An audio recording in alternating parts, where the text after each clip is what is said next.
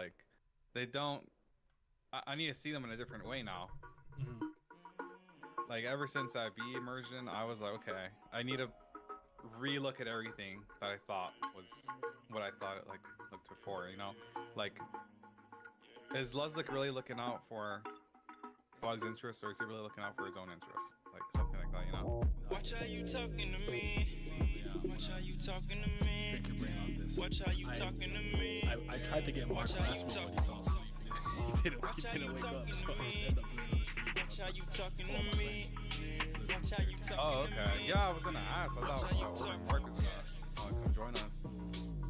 Have you ever seen snowfall in 6? Have you ever seen snowfall in 6? Have you ever seen a snowfall in 6? Oh, okay. Fall in 6. I always laugh. I don't know why I do this, but sometimes I'm like, oh yeah, I could come, but let me just like drop off my kids and like pick up my wife. I'm like, you're married with kids? Oh, really? There's like a few people I know. Like I didn't like for some of them I didn't know for a while. So I was like, oh, I did not know that. Like, yeah, what about you? I'm like, I don't have any damn kids, man. I can't afford no fucking kids. Cannot afford that. I did. Yeah, my girlfriend just got a doctor right now because she's not pregnant. So that's a good. Yeah, I need to get her on birth control. She goes to the gynecologist. What do you call it?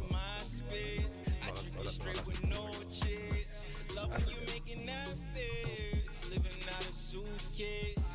Annie, are you okay? I fuck you good the long way. Watch how you talking to me. Watch how you talking to me. Watch how you talking to me. Watch how you talking. Hi, babes. What's up, LD? Have you ever seen the snowfall in the 6? Have you ever seen the snowfall in the 6? Have you ever seen the snowfall in the 6? She's a keeper, legs like Serena. Strong like Xena, turn into a screamer. She's a dancer, money from Atlanta. She's a cancer, phone ring, no answer. I'm getting litty mixed But yeah, with the just banner. giving you the heads up now. I am definitely planning on doing like kind of like one of those bigger streams like Haku and like Dr. Bonehead and stuff. So just be on the lookout for that. If we never met, I'm there Oh, right okay. now. Those guys, they're not caught up, right? The recent chapters. No, that's the only thing. So what I'm likely to do is record it off stream. Just record it and then post it the next day just so they can't get spoiled by the comments. But yes, most of those guys, I think Mark and Ryzen were the only other two that I knew for sure, and you, that like covered the rods. Like the latest thing. I'm not waiting 12 weeks. It's not doing that. That's a long time. And to truth be told, like, and there's nothing wrong with this. Like, Joe kind of has a monopoly on the official releases, anyways. Right? Kind of the best way I could fight back is by going ahead. Who has a monopoly? Dr. Bonehead is probably the biggest Tower of God English content creator. And Oh yeah. and he's like backed by Webtoon and everything too. So just like that's Really? that's I didn't his. know that. Someone else Oh, I know. doesn't Webtoon have like a video of him? Yeah, I think he's. Speaking about Tower of God. I'm also pretty sure he voice acts for Baam in one of the games. I'm not sure. Don't quote me on that one, but I'm pretty sure he does. I could be wrong. That's crazy. I know. He has a lot of assets in this industry. Yeah. As much as I'd like to do it, I just feel like I'm not brand friendly. So I can't. Oh yeah, me too. So, I'm pretty like I don't know. I just say things. I don't really think about them. yeah. I'm the exact same way. But all right, what's up, everybody? Hope you're all doing well on this Tuesday. It's kind of rainy here. It's getting cold. It's been cold actually for a little while. But how you doing? What's going on? Say hi to the people. I'm talking to you. Oh, hey, what's up, guys? Glad to be back. Yes. So we're gonna be talking about obviously Tower of God and some of the latest things that's been going on because I'm actually genuinely curious as to see how a lot of people have been feeling about what's been going on, and I'll be getting more opinions as time goes on. But just as a Tuesday. Oh, it's Wednesday. Wednesday, my bad. Wait, it's Thursday. That's crazy. It's Thursday. It's not Tuesday. My bad. I don't even know what fucking day it is. I'm so tired.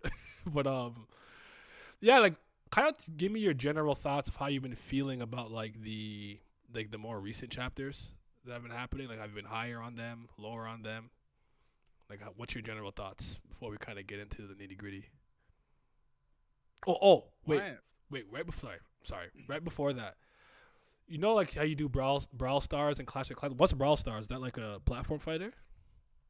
It's yeah. Well, it's like a mobile game, and yeah, it's like what is it called? There was like these games. There's like free for all games. There's like Solo Showdown. There's 3v3s for jump and grab. It's like, yeah, you just choose your brawler. You choose a game mode, and there's like 80 different brawlers, and you go team with randoms, your friends.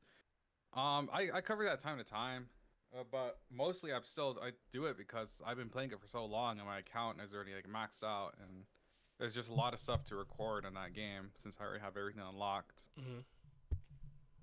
Okay, makes sense. Nah, it's because like I saw like some of those videos were doing well over like 1K and stuff. So I'm like, oh shoot, like what's Brawl Stars? I was just curious because I'm like, it's like Flash Party. Flash Party was like like a platform fighter. I got into it for like a solid 6 days, and I'm like, all right, this is enough, and it's a little too ADHD for me with all the pop-ups and stuff, and like buy this skin, get this skin, use this currency. And I'm like, I can't modern game like this. I'm too old. I can't do this, and I stopped. So I was just wondering like that. Zoro, you're not late. You're good. We just started. Mm-hmm. If I was barely getting into it right now, I wouldn't play the game. It's not new player friendly. I got into the game like right when it launched, so I already have like everything unlocked. Okay. That's the only reason I still play it. Have you been enjoying making the videos for them though? I haven't been really making that many videos. I've just been way too busy. But it was enjoyable. I just ramble on things. I just talk a lot of crap in those games, and I don't really like focus on something. I just commentate on my gameplay, but for the most part, it's enjoyable. The game has problems. Balancing changes are kind of whack, but I still play it because, you know, I'm already all the way on the top, so I don't want to lose like my place there. I get that. Gustang won this whole situation. He regained his old friend. All right, sorry. So back to the original question, but because I just real quick, I started like another smaller channel. It's actually going really well, all things considered, where I'm doing more video essay content, mini and long form, and I've been talking about games a lot more, and I found myself enjoying really making video game content and talking about video games a lot more than I realized I would, I guess. So that's good. What games are you playing on that channel?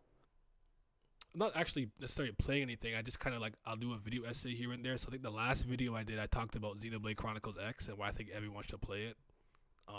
Because I know like the Xenoblade numbered games get more love than this one, but I think now that has a second chance, I really want people to get into it. I talked about like the current state of the video game industry for like almost an hour, like 4 months ago. Talked about like moving on from intellectual properties to like really iconic IPs like your Sonics or Star Foxes, if you will. I talked about this pixelated football game that I really like, or soccer game, and my like quote unquote magnum opus. I did like this. You know what Jet Set Radio is? I do not. It's like this game from like the Y2K era, like one of the first cell shaded games where like you skate, you tag graffiti, you run from the cops, you do tricks and like aggressive inline skates. And this company did like a spiritual successor called Bomb Rush Cyberfunk. It's like an hour and 1 hour and 1 minute, I think, that I did. And I actually like edited. I did an entire script for it. It's like the hardest I ever worked on a video that did really well. So like stuff like that I've been doing. Oh wow. And Paper Mario. Yeah, so you like making scripts and all that. I kind of like. I kind of don't, but I was trying something different because like I usually talk off the cuff. I ramble myself sometimes. But I was like, okay, what if I take the time and like make a script? Can I like present my shit better? And I'm like, all right. So I tried something new. So it's been fun. Yeah, I'm just used to just talking, like just rambling, whatever comes up on the top of my head. I really do want to get into making like scripted videos sooner or later, but with this semester, and then I have one more semester after this one, I'm just overcrowded with all the assignments already from school. No, I feel it. All right. Your general thoughts on what's been happening recently, and then I'll give you mine, just so you have, like, my perspective. Well, I am very perplexed. I need to rethink of like everything now, like everyone's motives, Hwa Ryun's motives, Luslec motives, like all these people's motives. We need to like rehash them out and look at them at a different perspective. And as for the last chapter, 649, Mm-hmm. I didn't. It was kind of like I didn't really like it. It was kind of boring. I kind of agree. Yeah, I give it like a 4 out of 10. Mostly because like we had all this hype going on, and then it's like, okay, we're continuing this chess game. Like, I thought the chess game was over. Like what's going on? What's the point? Um, I don't know. But overall, I just think there's a lot to rethink. Like I'm still recollecting my thoughts because everything we were like given, all information we were given, we have to reapply it in a different lens now. No, I totally agree with that, which I think will lead to one of the first questions I want to ask you. But let me just catch up to the comments for a second, see what they're saying. The real death of the family heads was the friends we regained along the way. Traumerei got off lucky. A rift has begun to heal. I'm okay with the way it all ended. The Pobedal family has absorbed all the low Pobia rankers, so now they won't be abused by Traumerei anymore. Pobedal is stronger too. All right, I'm swallowing. My throat kind of hurts. That's why. Pobedal stocks are up. I like knowing that the reason Gustang put Bellerir in charge of his forces was for a philosophical reason. Very cool. The best part of the chapter was Kun standing on business like always, and some things don't make sense. So what you said made a lot of sense to me. Like I'm kind of reevaluating and I'm thinking because I'm like this could recontextualize kind of everything that we've known for quite some time in terms of. I think of Rachel's line that she's afraid of the night and Baam's name meaning chestnut and night. Has she somewhat experienced this whole V awakening? Is that what she's afraid of? And then I was wondering, and what's your take on this? Do you think that the FUG techniques and FUG training specifically that Baam got were mostly moves in V's arsenal so that when V took the body over again, he'd be used to it? Because remember when he did the water dragon? And he's like, oh, Yeah. you taught him this technique? And he told Luslec you prepared the vessel well? Does that mean they did basically taught him only things that, like, V would use? Or used a Yeah, lot? I think that was the whole point. Okay. Yeah, all this time we were thinking like, oh my god, Baam is being taught these high ranker techniques. Like Jinsung Ha is teaching him the floor piercing technique, and Baam is discovering this mysterious line inside him that has all his power. And it was all just V's stuff. They're passing down all of V's techniques so he can shape the body up for V to take over, and V can have an easier time to use it. Yeah, that's definitely what I get from the FUG side of everything. I think it'd be disingenuous to say everything he's learned is. I mean, to some degree, you could possibly argue that most things that people use are some facsimile or less potent version of what the family heads all do. Like all techniques you could say come from the family heads in one way or another. But I would argue that Baam's general training and other things that he's learned, like he's learned some things that are more so for himself or not necessarily V related. But I think when it came to like Hajin Sung training him and stuff, he definitely was learning techniques that V used. Because even that like airwave zero technique that he used to pop Enkidu looks similar to what him and Karaka did to wake up Yama back in the cage. I don't know if you got that same like idea. Yeah, and the water dragon too. I think that I don't know if it was the Shinzu loops that Han Sung Yu was teaching him. Mm-hmm. But even V noted that, oh my god, they taught him the water dragon. I can't believe it. Yeah. And then I think the next question you have to ask yourself, because you brought this up, because it seems like Hwa Ryun definitely knew, and she made it seem like the last time we saw her when she was with Rachel and stuff, that like the next time she sees Baam, Baam won't be Baam, and then V was awakening. How many people know the actual truth about V, quote unquote, being in Baam? I think we could say Hwa Ryun and Luslec for sure. I believe Rachel may have experienced it without necessarily fully understanding it. Do you think like Hajin Sung knew? Han Sung Yu, like who else do you think probably knows the truth?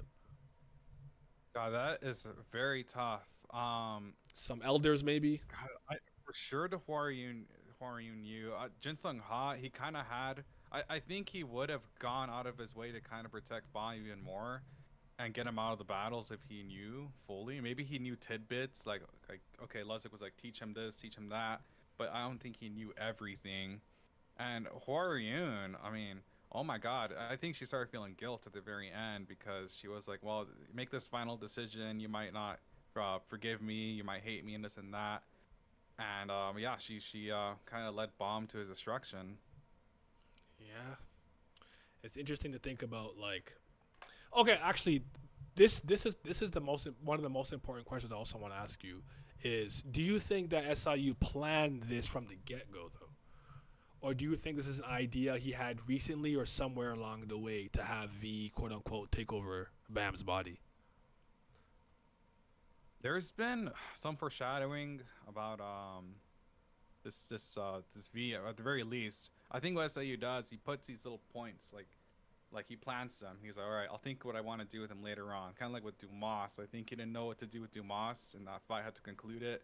So we cut with the Traumerei and Gustang thing, and then we came back, and he was like, all right, I want Baam to escape Dumas without like killing him and all that. So I think SEO plants these things like way ahead, and then he figures them out as we go along. So I think he like in this instance he came up with the idea that all right, I want V to just rob Baum's body, take it over, and kind of push him to the side and start killing his family heads. Okay, cause like the whole like V being like alive and possibly in Bam is a theory that I've started to see pop up a lot more. I'd say probably in the last year and a half or 2 years or so. I would argue from the third season, for sure, he's definitely been floating this idea around. There's enough, like you said, little seeds in the soil that I'm like, it's not like a Deus Ex Machina. It didn't come out of nowhere. But I don't think this is something he planned from inception, from like season one. Though there are some people who think that it's kind of halfway through season two or towards the end of season two where he had this idea, where he kind of maybe retconned it a little bit, like maybe what was going to go on with Bam. Not entirely sure, but it's hard to say.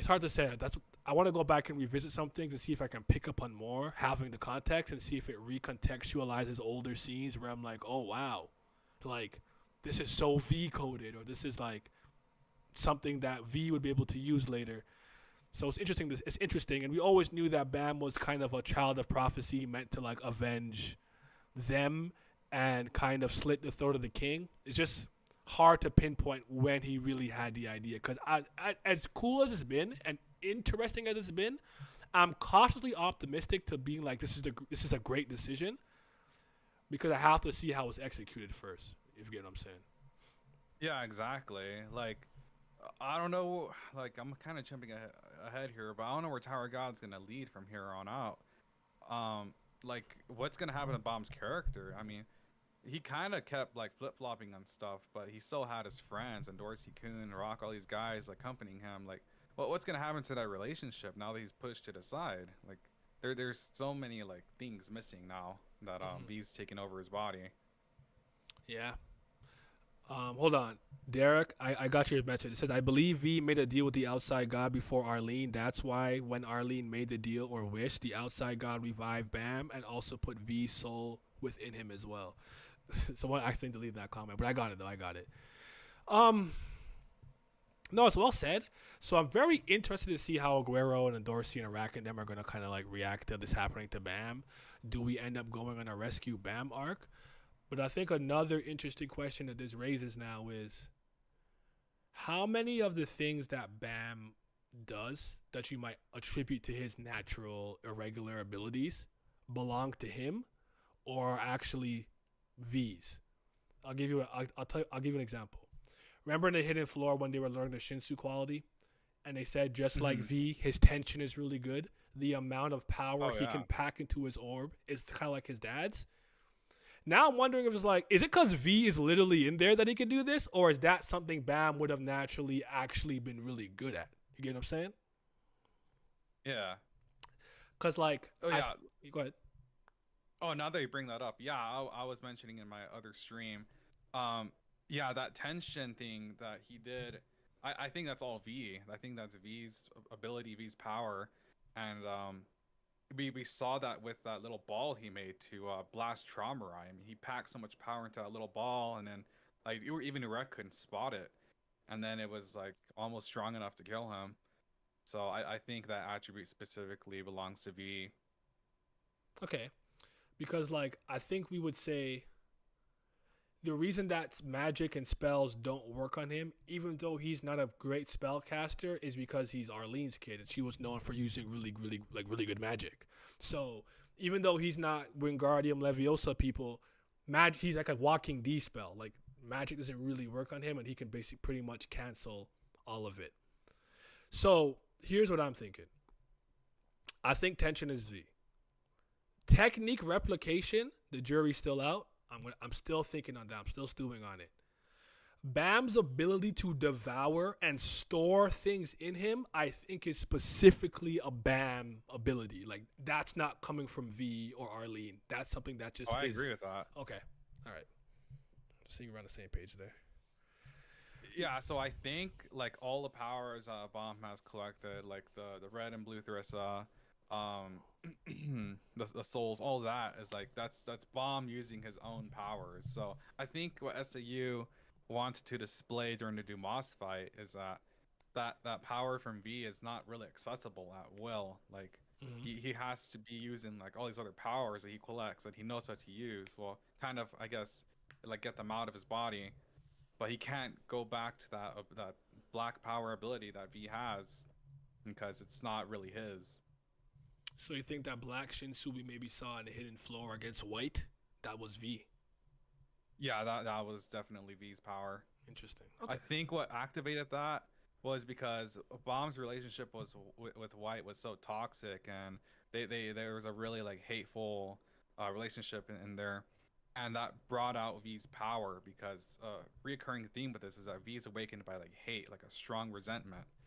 And I think that activated V to come out at least a little bit during that fight to help Baam out. But with Dumas, it's like a blank slate. Like Baam doesn't know who Dumas is, even though this guy killed his friends like right in front of him. I think he was still in shock. Like he's still shocked. Like he can't probably process his emotions properly. So the amount of hate that he had for White hasn't really manifested to that level with Dumas.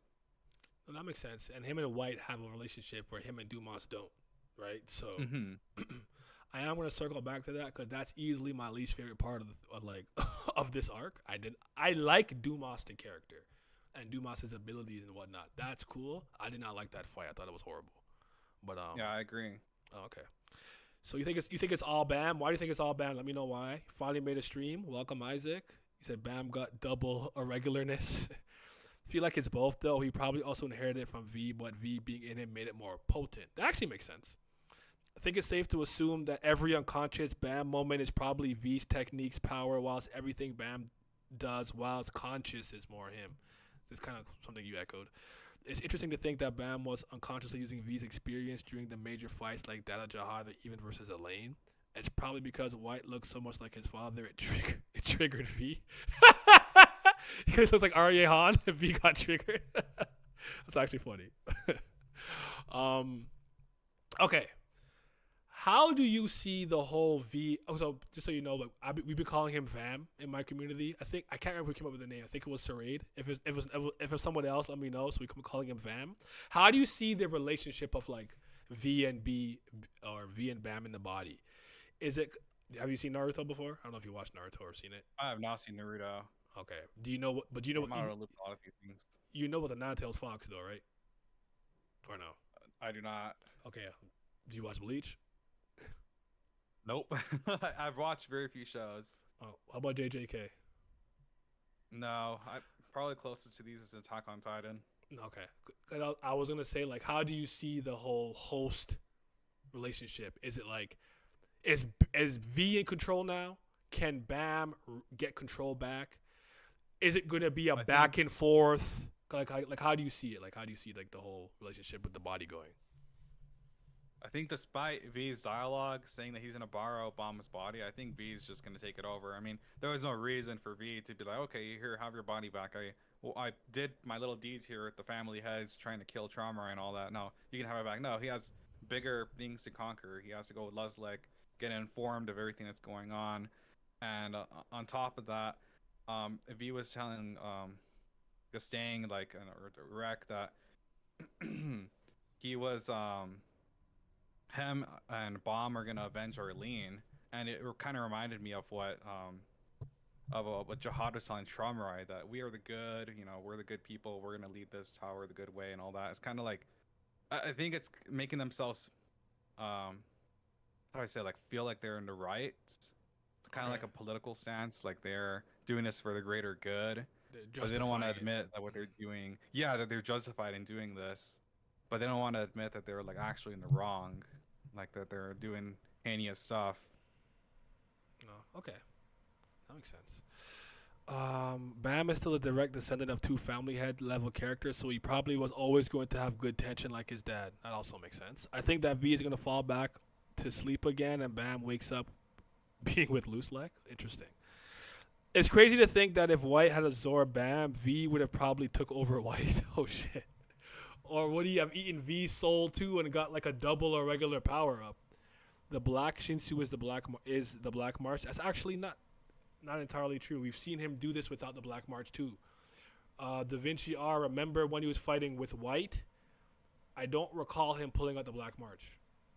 He had like that like black Shinsu rain and those bangs going at White when he was smacking him away with his like blunt force sword because Baam rusted it.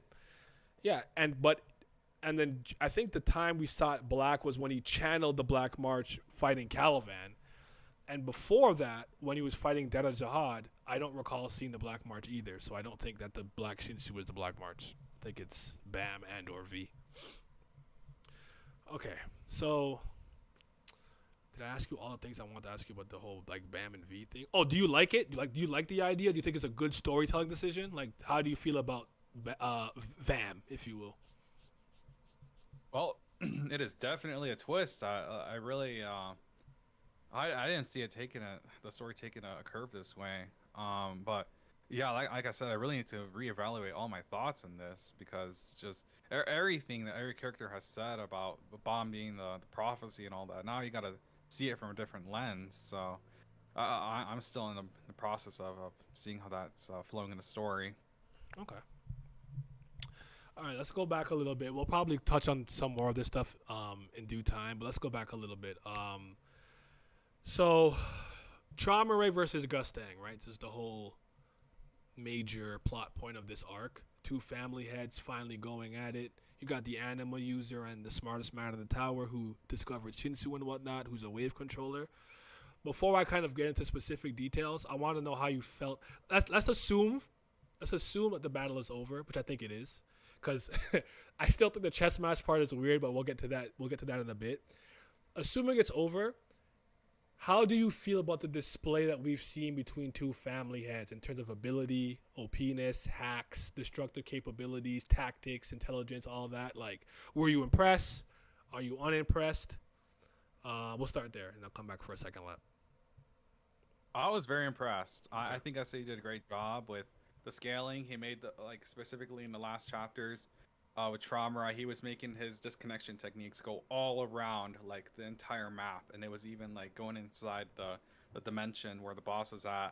It was just going all over the place. So that just shows you the Irregular's abilities, that they can stretch your Shinzu all over the map, like to that extent. And just the versatility of Gustang's library and all that. I think SIU did a great job in capitalizing on what an Irregular is capable of. I think I've asked you this before, but just remind me, how long have you been reading Tower of God, just out of curiosity? Ever since the season 1 anime ended. I went straight to the manhwa. Okay, so I just read from the beginning. So that's like 2 years ago, right? Or so? I think it came out like during COVID. Oh, okay, so about 4 years. I think it's been like 4 years. Okay.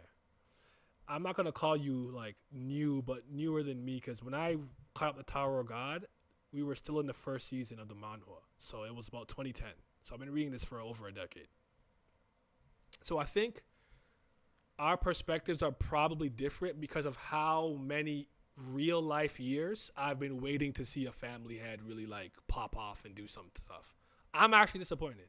I don't hate it. I think it's the worst thing. But what it did was it kind of changed my thinking of the family head. So initially, if you had asked me, I would tell you I don't think they're discrepancy in power and overall abilities is large. It's just that each one has a specialty. We'll say for the Kun family, it's Jian Sula, being a lightning user, right? For the REA family, it's swordsmanship. For the Ha family, I'll say being like technicians and being really athletic. For the Hendo family, Bloodlock, it's probably being defensive, right? So maybe it's a matchup thing. Mm-hmm. Now I think there's discernible gaps. I actually think Traumerei and Gustang are amongst the weakest of the irregulars in the family, has their 13 great warriors. And Kuda, Dwan, and Aryahan are 4 and 5, 5 and 6. I think if they had a fight, it'd be a lot more of a destructive spectacle, if you will. When it comes to the like hacks, like scriptures to real life, Traumerei using disconnect, the 3D disconnect too, when he can like distort space and time and stuff, and even like Eurasia's flame, the little spark that can burn intangible concepts. All of that hit hard for me. But I didn't feel like they had the aura and presence that they should have had, where it's like, I feel like if a family head is fighting another family head on your floor, you should feel it. I don't care where you are and how good your senses are. Think when Traumerei first appeared, when like Calivan and stuff were like, and like, what they were doing the like cat tower game with Liboric, or when he flexed his all creatures, everybody felt that. Like that to me was weird. Like there was a lot of weird things that were happening that didn't sit right. I'll give you a quick example. I don't know if you caught this. When Traumerei and Gustang first clashed a little bit with like the blades and stuff, did you notice that Baam was kind of shielding himself from like the aftermath of the blow? Like, oh shit, like they're really going at it. And Aguero walked right up to Gustang like they weren't fighting and said, "Hey, yo, like I have a proposition for you." That shouldn't happen. That shouldn't happen. Like that. It's stuff like that where like it's inconsistent for me. So I'm like, I don't think I love it. If anything, I'm somewhere in the middle. Oh no, I get you. Yeah, I mean, well, these guys were fighting. Baam and Belrire were like hopping around the whole battlefield with Holan's like huge deformed body. Yeah. Yeah, so I get what you're saying. Like a battle this magnitude, you would think like the whole entire map is being destroyed and like nobody can really occupy it, but people are just running around like ants and they're not being obliterated in a second. Yeah. So I'm still anyway. So I think if I see like other family heads fight that are higher up and it's like a much more again, it's his first time showing this level of ability and whatnot. So I'm not sure if he was like, oh, I gotta hold back. I don't want to show too much yet.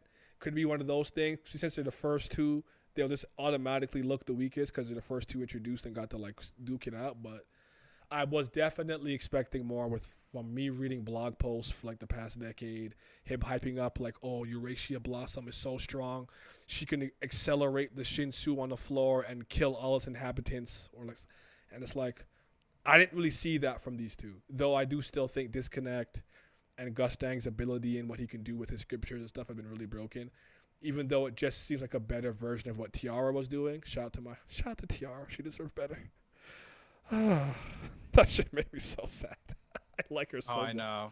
She was so raw. Yeah, she died. It was so abrupt when she died. That was crazy.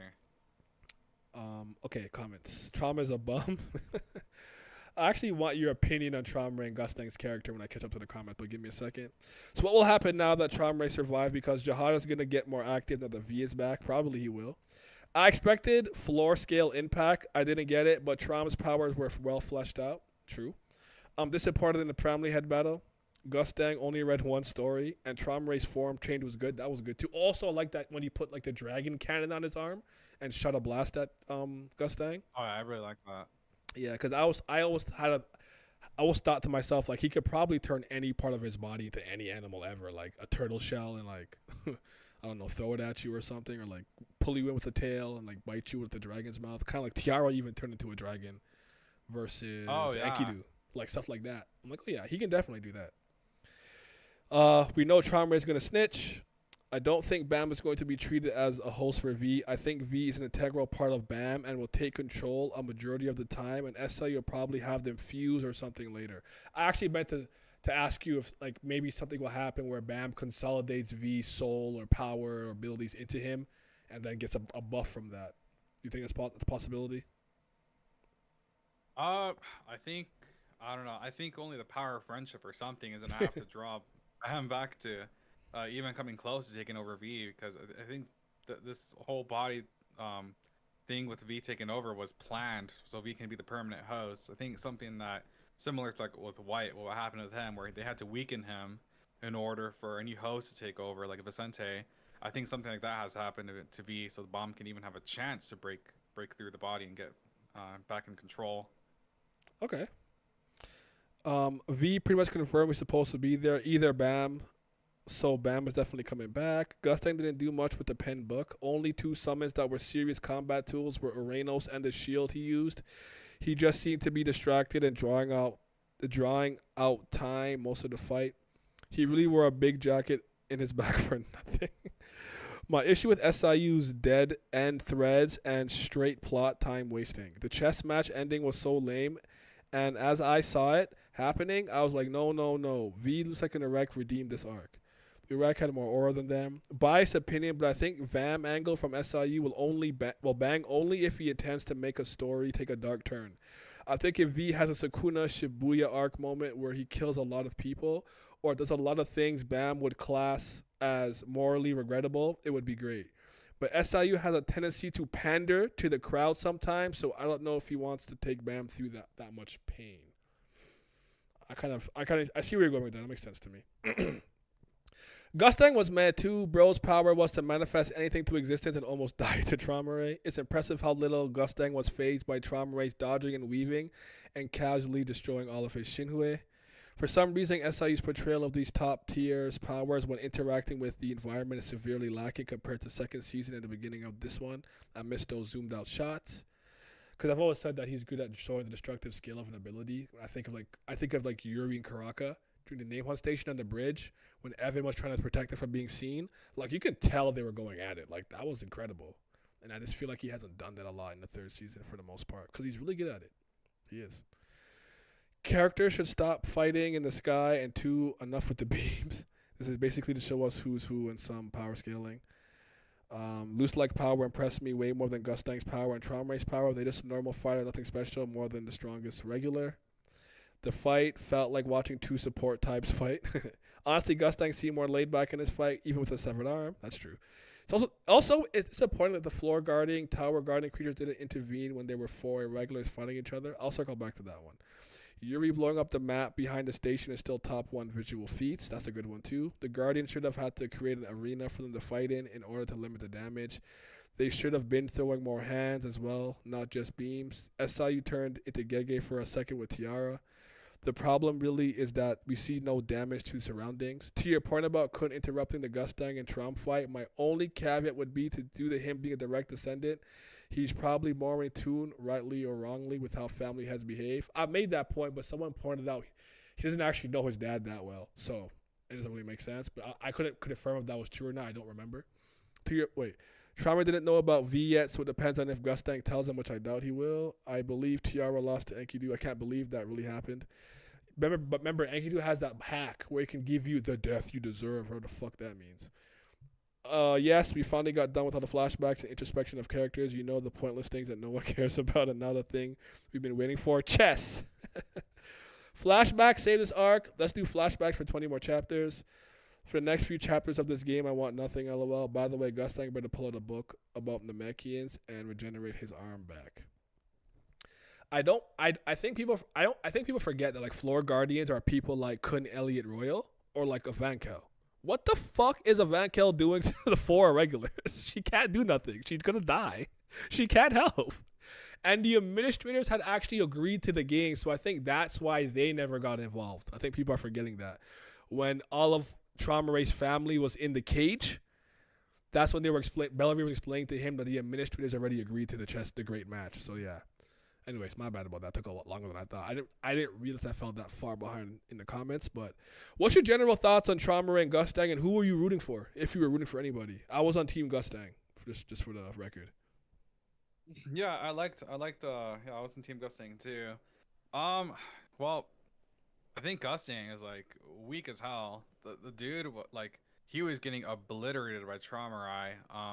He lost an arm. His clothes were all tattered. That one blast from that giant monster that Traumerei summoned, like, took off half of his clothes. Mm-hmm. And then all of his abilities that had some effect against Traumerei, they weren't even his. It was what's her name, Blossoms, and the Oakbee, which Oakbee was a huge disappointment. I thought that thing was gonna obliterate Traumerei because of the amount of sins this guy's committed, but every time he got a clean shot in his face, just a little bit of blood came out, and that's it.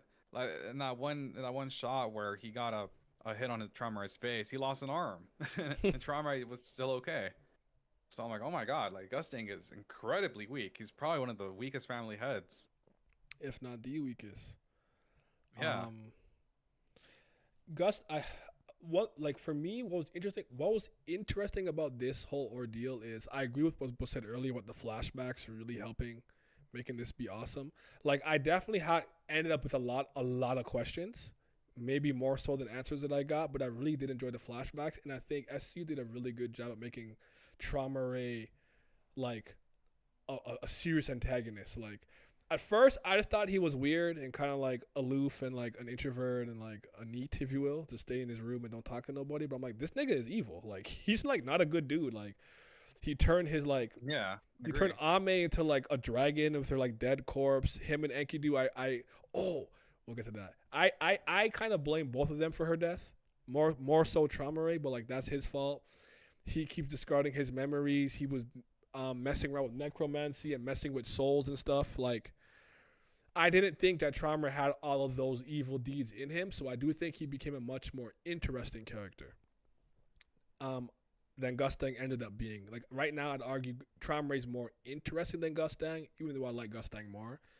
But Gustang's showcase disappointed me. I actually thought Traumerei came across as more impressive. My only slight pushback for me, I suppose, is it was interesting and weird to see Traumerei, who's an anima, who's known for liking animals, controlling them. He has the 7 beasts that he controls and whatnot. He pretty much beat Gustang with a different technique, though. It was disconnect. Like, the animals didn't really do anything. It's the fact that he had disconnect in his, like, regular form, and then when he absorbed all of his 7 beasts, that's what pretty much checkmated Gustang for the most part. I don't know if you feel that's like a weird thing. Yeah, go ahead. Yeah, because I mean, the thing with Gustang, like I think his Shinwanri was at the library, and a Traumerei, it was like all the animals, the necromancy animals, and this connection was like this other ability that he had, and it was obliterating Gustang. Like it was shredding him, and if it wasn't for Blossom's flame, like he would have like just lost entirely. Do you think the flame is something he knew was in him the whole time, or do you think he didn't know until a certain point? Because it kind of seemed like he knew it was there. He was talking about wanting to burn evil and stuff, but then he said he was unworthy of it. But then the spark came back. Like I wasn't sure like if it was a translation thing or whatnot. But I think he knew Blossom's flame was there. But to your point, the things that kind of helped him the most were none of his true abilities. The Oakbee was made by the old man in the workshop, which he got from V, and Blossom's spark and flame is what was able to burn through his disconnect, and like was it called the wall of malice, the like flesh wall he made, like it's kind of not his giant monster. They made somebody made a joke in my chat saying that was like his alimony. He got alimony from Blossom, so he got some flame. So yeah. Yeah, I mean, again, it is what it is. Yeah, Gustang is still talking a lot of trash. Like right now with the V, he was like, "Well, I'll add you to my hit list." I'm like, dude, look at yourself in the mirror. You're missing an arm. Your clothes are all tattered. If you can't even beat Traumerei, how are you gonna beat V? I could not take that statement seriously myself. I'm like, bro, don't you say that to me right now in this situation. V is packing you just got your ass beat. Yeah. Oh man. Gustang using the Oakbee wasn't justified because it didn't cause any significant damage. Bro, Gustang was shitting on Traumerei for using animals when bro was using nothing but scriptures and a stick and a cigarette the whole fight. The floor guardians are getting packed up. SIU should have made the admins create an isolated arena for them to fight in. That would be interesting. Team nobody really. I actually kind of like Traumerei. His flashbacks were great. Oakbee more like Kekbee. Team Gustang, Traumerei was confirmed by V to be used up a lot of energy. It means Gustang was wearing him down, but Traumerei is definitely stronger. I honestly think this was just power scaling in comparison to V when he came back. Also, we know Traumerei effing Ame's corpse in that dragon. Disconnect almost did Gustang in. From what I can tell, Gustang's game plan was against Traumerei was to stall with scriptures and whittle down Traumerei's resources with the Ogbi and dodging disconnect. I don't know if I agree with that. Mazino just punched it away. Oh, we'll get to my goal in a second. Valhalla was doing pretty well, although Gustang beat it with just a cigarette. We don't know whether the library is a Shinwan Ryu. We don't know for sure, but that's what most people are thinking. Gustang was tiring him out. Gustang's shield being cracked by nerfed V's attack says it all. Everything Gustang brought to the table was given to him. He sucks. The shield is one of his summons, so it wasn't a gift. Gustang Cope is still going on. Hey, man. I admitted what I admitted. I actually gave Traumerei the W, kind of. The necromancy shit was a crazy factor as well, but Urek stopped it. Gustang the Irregular that be needing other Irregulars' powers to contend. Traumerei and Gustang is Zahard and V's. Dalgers, V's the OG. This arc proof only family heads can be family heads. Tools and summons will help you. Easy team Troms. Man was tanking everything. Gustang should have been using reality warping writing more often. I actually felt Tiara was more creative than him, all things considered. I was about to ask you something. Okay, Enkidu. What do we think about that fucking piece of jello? Flubber. I think he was just a catalyst for both V's Awakening and the events of Traumerei. And I think as soon as he served his purpose as a catalyst, he just got erased from the story. I kind of feel like, I mean, again, to use him, he seemed like a plot device to be used to show some stuff with Traumerei, whatever, and I get it. It was cool. And the whole Ame thing, like, who really killed her? I don't know if you have an opinion on that. Do you think it's, like, Enkidu who killed her? Traumerei? Is it a 50-50 split, 50-40 split? What's your take on that real quick? Just because that was a point of contention. I think yeah. Traumerei got genuinely pissed off because he found out at that moment that Enkidu snitched. He wasn't a bro, and he ratted his secrets out, and Traumerei took all the anger out and framed him. So it kind of gives him justification to screw over Enkidu. Okay. Because Enkidu to me wasn't very interesting. The most interesting thing to me that relates to Enkidu, aside from his relationship with Traumerei and history with Traumerei, was the fact that Headon answered his wish. And I'm under the impression that Headon is like secretly kind of like the main antagonist of Tower God. Could be totally wrong about that. I'm not sure. I don't trust bro. That's just me. So that's what I found interesting. Almost like he's been making plays for the future so long ago. I don't know what your take on that is. Oh yeah, I completely agree. Headon, he set this all up.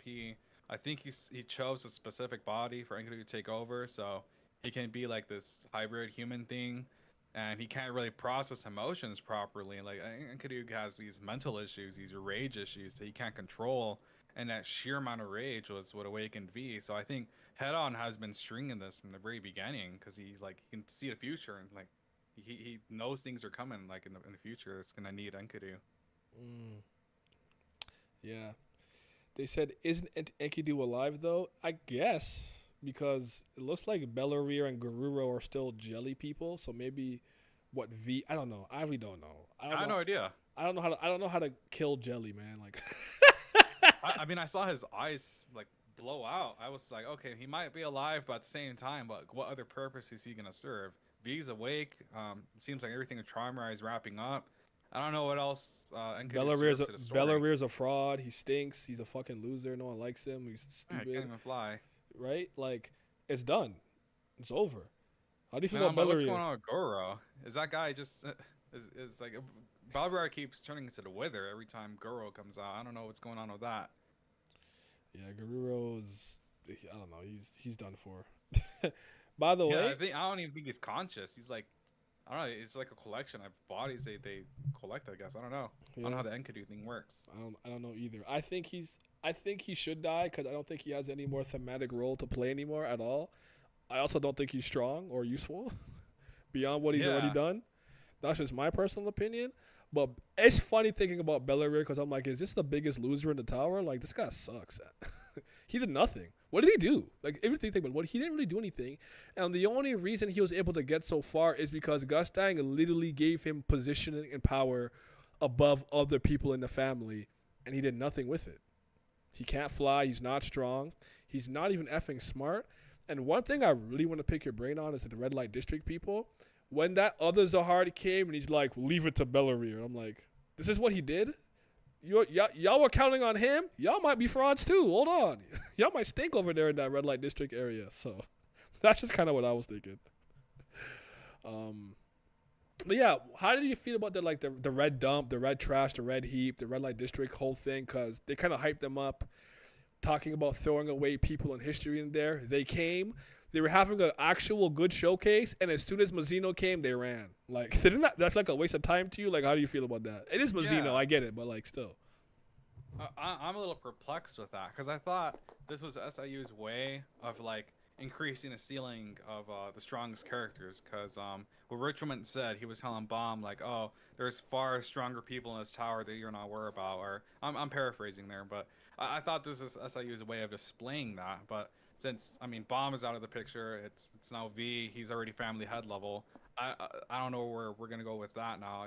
I don't know how he's gonna combat these revolution people. But I don't know where these characters are gonna shine now. I'm assuming they're all around like Lobodon level. Because even the underlings of Ratnagra, like they were not even getting that much damage from Yama. These people are incredibly strong, but like I don't know who's gonna fight them. Like who's gonna combat them. I could not tell you, because as much as I was impressed with their like ability display, especially with Yama raging out, I don't think that's Yama's full transformation or Houndborn transformation in hindsight. I did think it was maybe at the moment, but I don't think in hindsight. And they were doing okay. They were doing fine. And then they kind of ran. So I'm just kind of like, what the hell did you come here to do? Like, what did you come here to do? Yeah, exactly. So, yeah. All right, comments. Where the hell was I? Am I that far behind? Goddamn. The shield. Not gonna lie, Arya Han better put respect on him. Gustang did not plan for the Blossom Flame in the planning room. He was basically praying for a nat 20. Gustang didn't beat Valhalla with a cigarette. It was Traumerei's own disconnect. Not gonna lie, the best thing so far that came out of V is him killing Enkidu. Enkidu started out great, then flopped. What if I missed? A lot. Brother Enkidu was still alive. Enkidu makes up his own money. Isn't he alive though? Isn't Popedao trash still Jellyman? That's a good point. Enkidu is from Sumerian folktale. He was Gilgamesh's friend and rival. They were giants, hence why I thought Traumerei was going to transform into a hybrid giant, something like Kaido in One Piece. I feel like SIU sometimes takes these names from literature, folklore, mythology, and just uses them. I don't think he means to do anything more with them by like diving into the actual mythos through his narrative. Think kind of like with like Kubera or something, where like you would see certain characters, certain names still embodies some of the things from their actual mythology. It doesn't seem like he really cares to do that more often than not. Though credit where credit is due. Obviously, with the football players and keeping certain themes with like Argentina and Spain being like the Kun family, or a lot of the people in the Popedao families are named after authors. I don't know if you caught that. So he does do that to some degree, but what the fuck was the question I was reading? I totally lost myself. But yeah, even like Gorgon's fist. Like, what do you really associate Mazino with when it comes to Gorgons and Medusa and turn people to stone? There really is no reason for that. I think it's just a cool attack name. So I don't think you need to overthink that. Headon out here trying to make plays to fight Enryu. Enkidu showing Ame's Traumerei's internet history, and when she found out bro had to silence her to clear his allegations. V didn't kill, and that is so funny. Enkidu will probably continue to exist for the villains to have an easy win button. I feel it. V didn't kill because Gustang wanted to be lame. No. Why are you saying no? It was possible for Bellery to perform. Rankers are stronger, smarter, etc., etc. Them red light bumps dipped when Urek pulled up. Bellery isn't worthy based on Tower Law. Red light district at mother efforts didn't move me. Enkidu probably won't die because he's supposed to be Traum's rival. No, he's dying. He's not Traumer's rival. Cut that out. Red light district ain't really stand on business. Ran from the self-proclaimed strongest man, unlike my ninja Luslec. Enkidu and Traumerei are still alive, even though V thought he secured the kills. V stock's already dipping. Bro really thought he could be Zahard, but he's a bum. Luke Spacewalker was cool, and everybody in the Discord was hyped to know more about him. Luke Spacewalker is awesome. I call him Neil Armstrong. I might change it to Luke Spacewalker.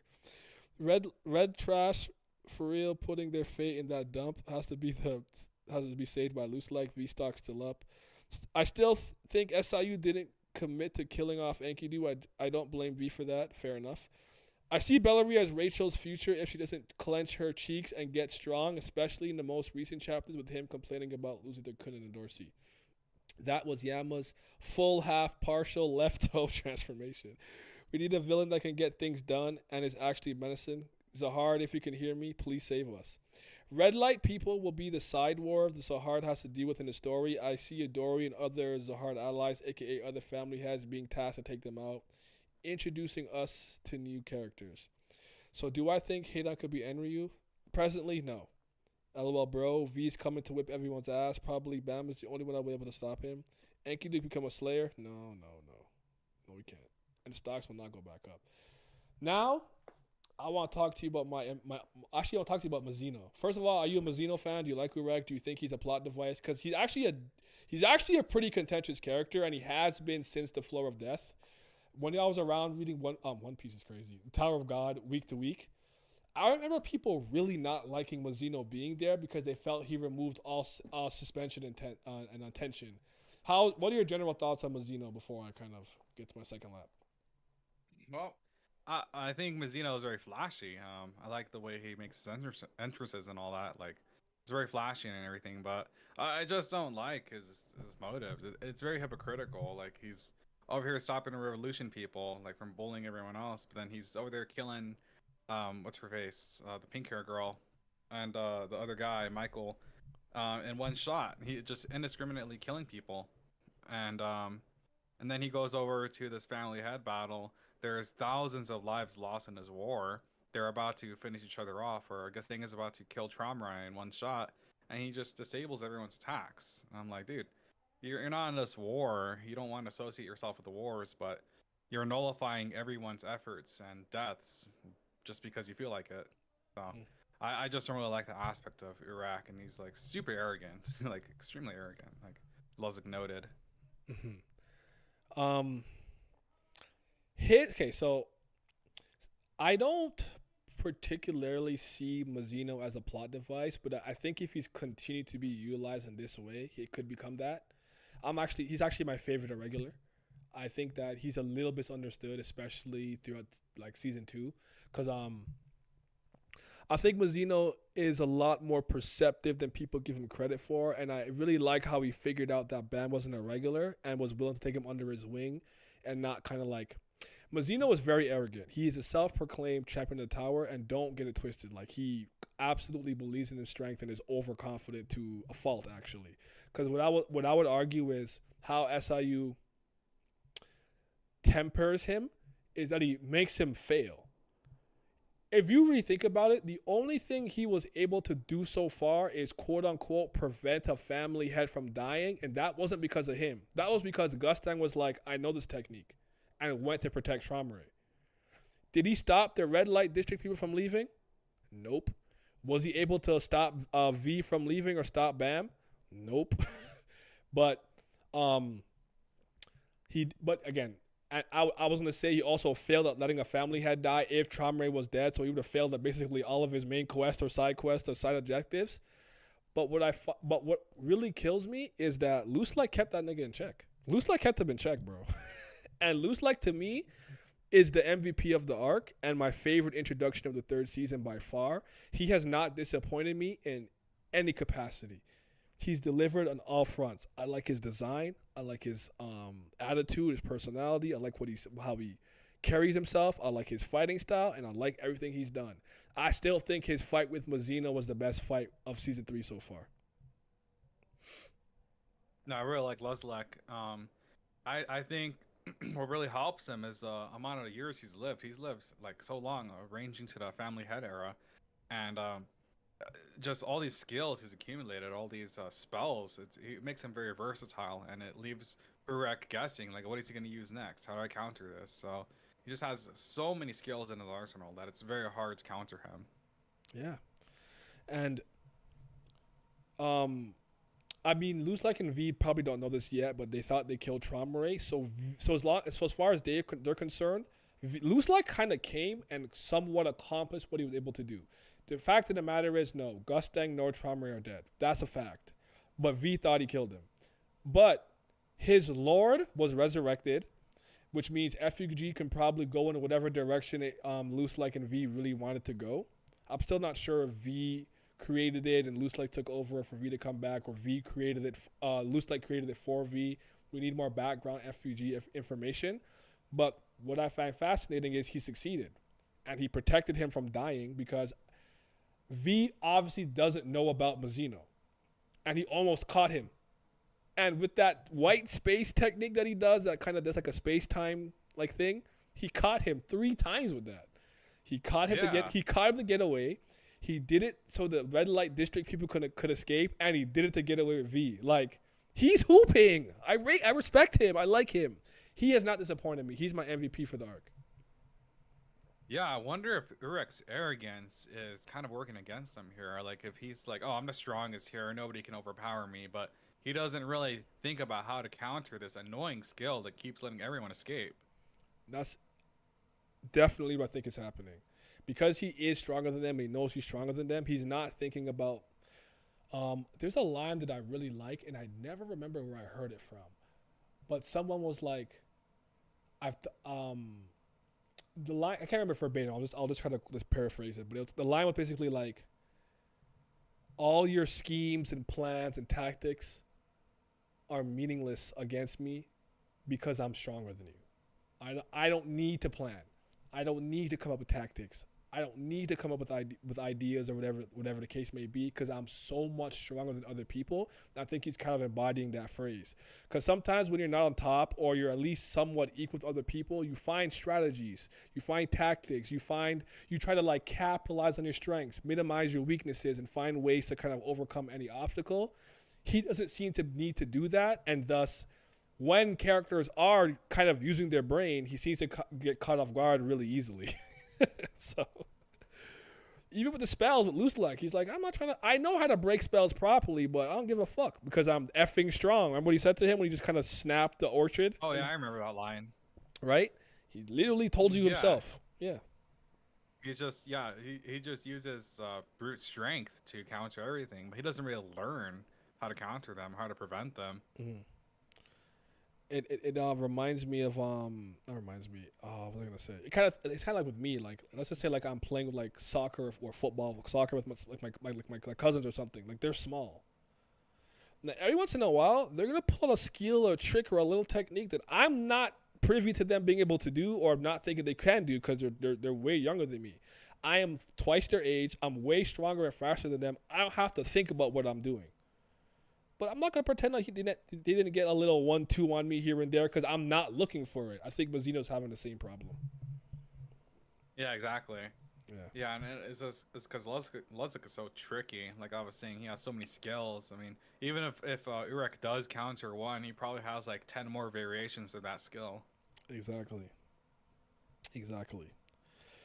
Okay, let's have a moment of silence for snickering for Doan the moron. I'm so happy she's gone. I don't like Doan, by the way, so I'm happy she's dead. Like, I needed her to go away.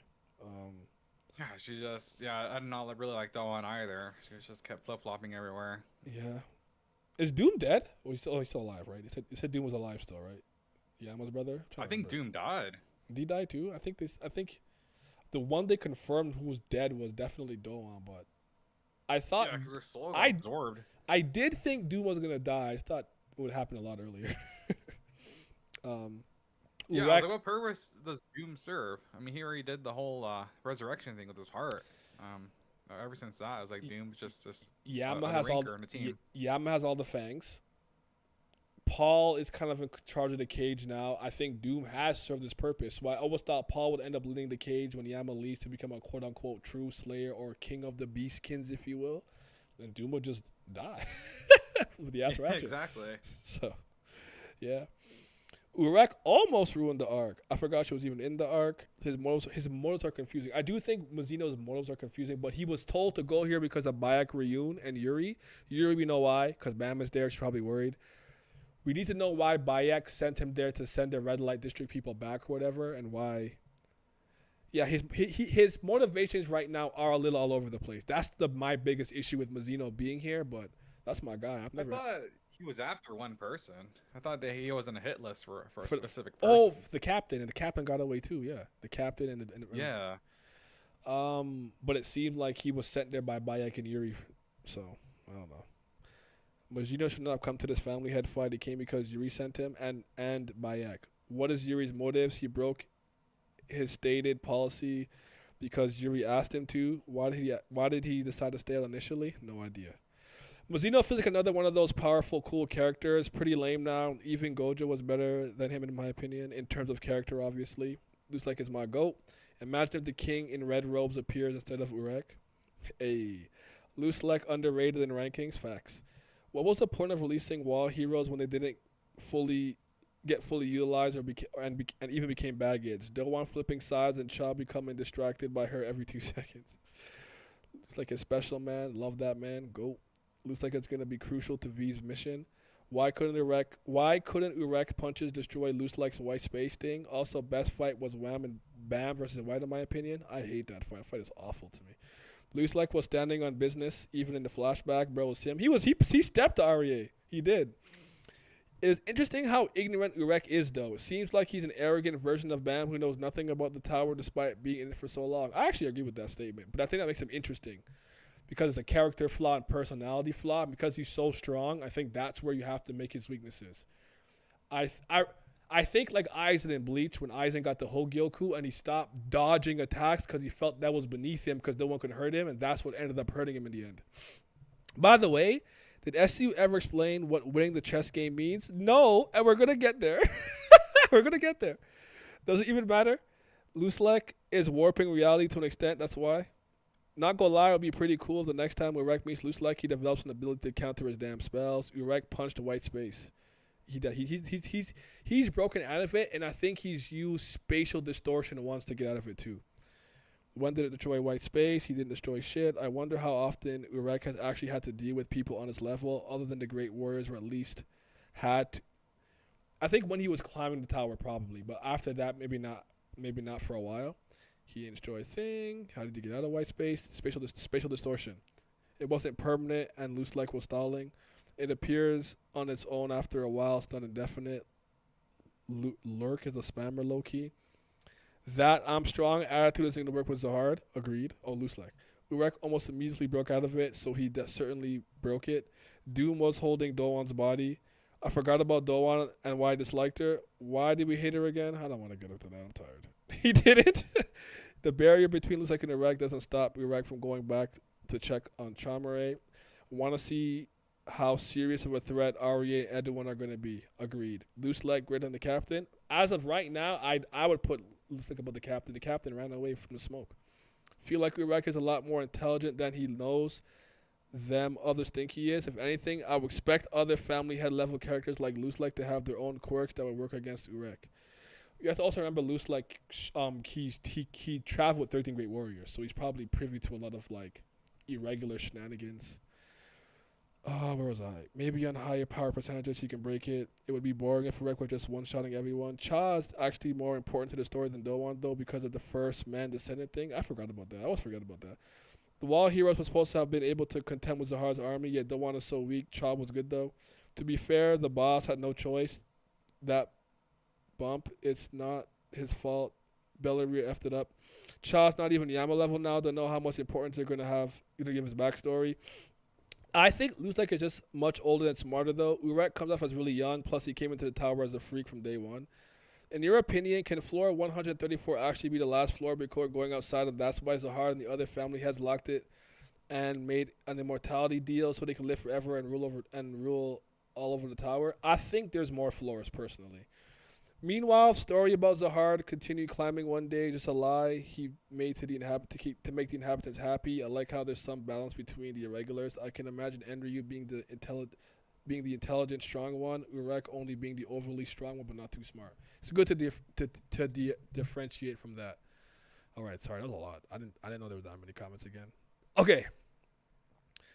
What did I want to say next? Yeah, so Mazino and Luslec, like, Mazino's my guy. I get why people have some problems with this arc. I think his motivations are all over the place, but what I found interesting, and I don't know if you caught this until after Gustang said it. Did you catch that when he punched Eurasia's flame, Gustang's water scripture, the beast, and I think maybe disconnect? He punched all of it downwards when he interrupted the fight. Did you notice that? Like specifically downwards, like cut through all of it. Like he just punched it. Remember, disconnect. Like he disable all of it. Yeah, disconnect and Blossom's flames are supposed to be so destructive they can burn things that are intangible. We ended up learning his Urek's fists are similar, but I had noticed that like before Gustang pointed it out because I'm like, did he punch disconnect and the fire with his fucking hand? Like that's crazy. He's broken. Yeah, I wasn't really surprised. I was like, oh, Urek is like this extremely strong guy. Like, of course he's gonna disable these guys' abilities. Like little to no effort. Mm-hmm. I guess I definitely assumed he had some type of hacks ability like that, but I guess I thought it would be more like a beam or a Shinsu technique, not just I punched it. You know, like here's my new attack. It can even burn like the concept of evil. He just fucking punched it out of the atmosphere. Like, hey, yo. I'd have been like, what? Yeah, he disabled like everyone's strongest attacks. Like Gustang was going for a killing blow, and the Blossom Flames were all over the place, and yeah, just right away in one punch, and everything's gone. Yeah. It is a spark. That is true. He's gonna snitch if Gustang tells him V is back. Yeah. So what do you think happens with this whole chess game ending now? Like, assuming. Like, the whole point was to show that Traumerei is a lone king, and because he treats his family the way that he is, and because of the way that he is, now he's by himself, while Gustang has 3 chess pieces. I thought it was 2, but it's 3 chess pieces. What happens now? Does Traumerei die? Do they shake hands and go home? Do they go for a fucking cake? Like, what happens? Does Traumerei lose his immortality? Like, what happens? Oh, I think that's the thing. I don't know what chapters mentioned. It was hinted like Traumerei is going to lose his status as a family leader or something like that. So I think that alludes to losing his immortality, which I don't know why that really matters. Because who could fight him? His immortality. Yeah, exactly. Who could really reach his level? I mean, I guess the revolutionary people. If there's that super slim chance, but I'm not going to bet on it. But even if he does lose his immortality, nobody can really overpower him. And he's just this much stronger than Gustang too. It's like, yeah, and they kind of like him and Gustang. I think what Gustang is trying to do is team up against a greater evil. But at the same time, he doesn't really want to spill the beans with V's arrival, his awakening, because he kind of wants to use V to take out some of these family heads for him. He would be smart to let that happen, actually, in some capacity. That'd be smart play. But he did say, you're on my hit list, too, and I laughed. I said, bro, don't say that. I can't take that seriously. Stop. Yeah, I mean, dude, you're all fucked up. You have a missing arm, a bunch of injuries. I'm like, be quiet, man. Yeah. So, in your opinion, like, remove, like, the chess match. We'll say, like, the fight ends when Mazino interrupts it. Would you say it's just a draw, no one won? Would you say Gustang won, or you think Traumerei was more so the winner, right? Well, I think Gustang was definitely gonna win if Urek did not stop it. But overall, I think Traumerei won. He just overpowered Gustang like so much more. He wasn't even injured. Gustang didn't even land a proper hit on him. He was just banking all his bets on one shot with Oakby and the Blossom's Flame, and then that was his saving grace. But other than that, Gustang got his ass beat, and Traumerei is a lot stronger. Like, the way that I looked at it was like a fighting game. To me, I'm just gonna call Mazino the clock, like the 99 seconds. So Mazino was the clock that interrupted the fight. If Gustang's last Hadouken had landed, Traumerei would have lost whatever remainder of his HP was left. But I see it as a timeout, like a timed out. And you know, like sometimes if you have more HP, you win the round. That's just kind of how I looked at it. That's kind of why I gave Traumerei like the W. Like I said, Gustang is in tatters. He's missing an arm. He looks raggedy.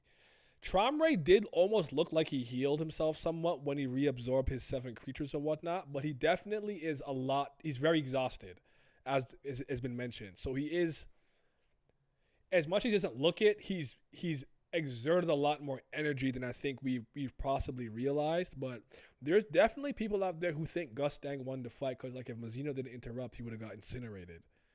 I'm still leaning more like a 60-40, like, I'm going to give the W to Traumerei, but my best answer is it's a draw. It's just a draw. But it's interesting to see how people are analyzing it. So, yeah. Oh, yeah. Well, I think if there was a rematch and between Gustang and Traumerei, Gustang would definitely lose. I mean, Traumerei already knows all those tricks, and he already used the Blossom's Flame too, which was the biggest counter to this connection. So yeah. I just don't see Gustang winning if there were a rematch. All right. That makes sense. Excuse me. Did I already read this? I already read that. Snitch. Luslec is going to kill Traumerei. Watch. Yama is enough. Gustang ain't snitching, I reckon. I don't think Gustang will say anything, but I think I want to talk about in a second, like what I think will happen next, and we'll start to wrap up because I know you also have things you got to do. But the reason I think the 134th floor is the last floor, I just have a feeling that Zahard wouldn't give up in the middle of conquering. It's just a wild guess, though. There is a blog post that says there's a hostile administrator. Actually, let me ask you this. Let me pick your brain on this. If you think there's more than 134 floors, do you first of all, how many do you think there are? Just 135, 136, 200? We don't know. And 2, do you think that it's possible there are things that are even extremely dangerous to the 13 great warriors beyond the 134th floor, and that's why he locked it off, because he doesn't have the strength necessarily to deal with those like newer threats? Yeah, I think that's the case. I think there is either a condition or an extremely strong like enemy or enemies in upper floors, or like the condition, like for example, would be like the y'all have to go individual. Like 13 Great Warriors cannot go as a team; they all got to go one at a time. So something like detrimental like that like made them lock it down, or at least Zahard lock it down. Like, okay, you know what? We're gonna end it here. We're gonna just take over the rest of the tower, what we've claimed so far, and start a civilization. So I think it's a condition or just extremely strong enemies that I think only maybe even Baam is able to handle because of the way he's able to absorb so many things. Yeah, that's kind of like what I'm thinking. Like, I'm not entirely sure, but for a while I've started to think that he won't be the final antagonist or main villain. So I'm still kind of figuring my thoughts out, but I think there's at least 140 floors. That's kind of where I'm at. I actually don't think there's like, for some reason, I think the most is like 200. I don't think there's like 1,000 floors, which would be crazy. I think it's probably low in the hundreds, but yeah. Yeah, maybe it was just the last few floors that just got really intense and they couldn't really pull it off. Or maybe the rift started too much and there was too much conflict that maybe they needed full unity to go up and they didn't have that anymore. So he just like, all right. That's true. And the enemies up there were way too strong. Yeah. Gustang confirmed his fists are absolute. They destroy logic and concepts. My goat Luslec walked it off though, just saying, hey. His fist ability to punch anything might be his irregular gimmick. They said something about it being similar to Eurasia's absolute destruction. I actually thought him being the Ray Barracuda and being able to throw Shinsu at the speed of light was his gimmick, but you might be right. Luslec is going to... Wait, where's it ready? Yama's enough. It would be weird if Traumerei just goes home, as if Gustang and Traumerei had a fist fight and they both decided to cool off and leave. Circle back to that. I also find it funny that some OP flames and disconnection being thrown around and Luslec is just hovering. Fingers point to power scaling and V's return. No one died and the chess game seems to be not important. What do you think with the Discord message I sent you? I actually was thinking about it and forgot to go back to it. Remind me to go back to it in a second. I don't know why Gustang was talking so heavy like little bro, you're not him anymore. I think Gustang won, but Traumerei is clearly stronger. Gustang got lucky because of the flames. I'm not mad at that take. Urek put so much effort into confronting Luslec's attacks that he did against Gustang's flame, if Blossom and disconnect altogether. Like the flames are a one-time thing. Traumerei didn't have all its creatures. He doesn't have Leviathan, and let me know what you think about this. Do you think that Gustang wasn't at full power because he didn't absorb his quote-unquote scriptures, so like Mikkel and Dumas? And remember how Baam said the rosier carrier that he had was giving off like family-level vibes? Some people think that's one of Gustang's main weapons that he didn't have with him. I don't know if you agree with that take though. I don't know that it works. I don't know that it works the exact same. What do you think though? I'm not really sure. Like with Traumerei, like these animals, he confirmed that they were part of his power. Like he dispersed his power amongst them. But with Gustang, was it stated that these are actually the scriptures are actually part of his powers? Like he dispersed his powers just like Traumerei did to different living creatures. I'm not entirely sure, but like here's the best I can give you. They have memories of important things. Like Mikkel was telling Hugo about like the red dump. So like his personality traits like austerity and perversity and stuff are imprinted onto them, and they seem to get something major from him, whether it's like Dumas's armor and the rosier carrier, Tiara having the pen. I don't know if Tiara was actually like a characteristic scripture, but she had the pen that could bring like reality, a fiction to reality and stuff like that. So I think it depends if you think, okay, they have a fraction of his power, and if he reabsorbed the text or scriptures, he'd be at full power. The same way Traumerei is not at full power without all of his 7 beasts, if you will, and possibly Leviathan being in his body as opposed to outside of it, and he's controlling them like a Pokemon trainer. I think it's a matter of perspective, but I think if all family heads kind of work the exact same like that, it's lame and boring. So I kind of prefer the idea that it's a Traumerei specific gimmick, if that makes sense. Yeah, I would like that too, because I'm like, okay, well, Gustang pretty much has the same abilities as Traumerei, dispersing his powers. They're all copying each other. Like, oh, let's just branch all our powers out to different living beings and then absorb them when we need them. It's like, I mean, that's Traumerei's ability. Like, what's Gustang? Like, what's his main ability? Where does he get all his power? How does he activate full power Gustang? Like, Traumerei transformed. Is Gustang gonna have a transformation? I think Gustang is just the weakest. I was like expecting a transformation or something, but nothing ever came up. Even when he was at death's door. Mm-hmm. Yeah. All this Traumerei and Gustang cope. Bro, Gustang basically lost the fight 3 times. Once he lost his head. Once when Traumerei was about to kill him before Blossom's flame, and a 3rd time when Urek ended the timer. Don't kill me. Does that mean Luslec is more powerful than Gustang and Traumerei? Do I think that in a fair 1v1, Luslec has winning conditions? Yes. Is he stronger than them straight up? Probably not. But how do you feel about very few in-tower habitants being able to contest with certain irregulars? I'll give you my list. Adori, Eurasia N to the princesses who are ranked at number 7, so Gustang's daughter and Adori. Hwa Ryun, Luslec, the strongest of the 3 lords, I think his name is Malik PGR1 or whatever. And I'm forgetting somebody. Who am I forgetting? Do you think the boss is on that list? I would have said yes until that display. So for now, it's a no from me until I see more. Oh, the maybe the twins of Hwa Ryun and Arihan. So maybe those 2 because they're born of 2 irregulars. I think those are the type of people who like a family head can't like just sneeze on and they die. Like they have to put their back into it at the very least. Do you think Luslec is one of those people? Like do you think Luslec could challenge Gustang in a fair 1v1 and pull out a W, or do you think he always loses but Gustang has to try like really hard? I think Luslec stands a good chance. I mean, he put up a good display against Urek. I think that's just the purpose of the whole immortality contract is to just stop anyone from just getting strong enough, even tower inhabitants, to like completely kill them. So in the long run, Gustang is just going to keep getting revived from his immortality contract and win.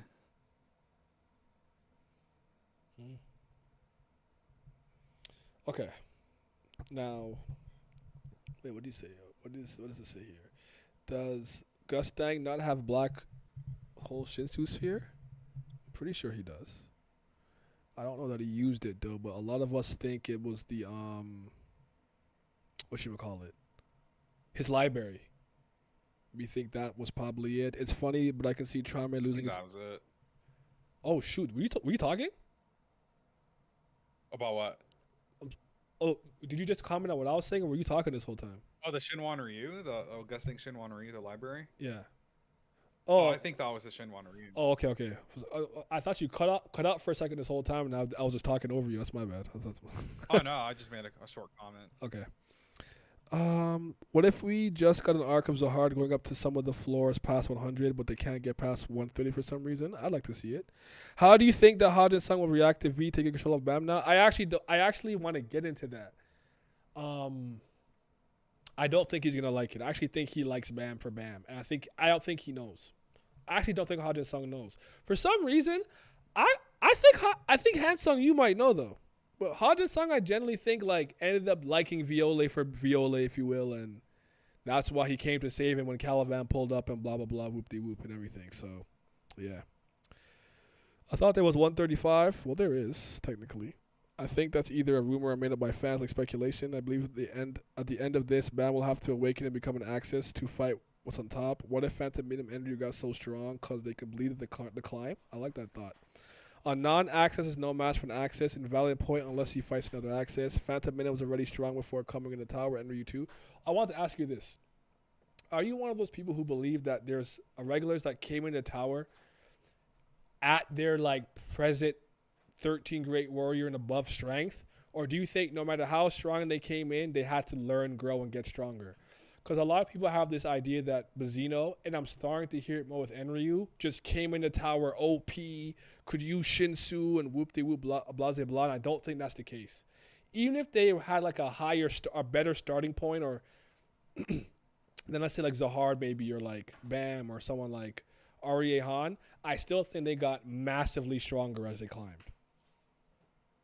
Enryu's hard to say though, because I don't know what he did except appear to our lead floor. Kind of mixed up in this. I thought Enryu just appeared in like a specific floor just to clear out those people. Like he was a messenger, right, for the god, and he just cut in the tower just and started obliterating people. I think he was very strong outside of the tower. Mm-hmm.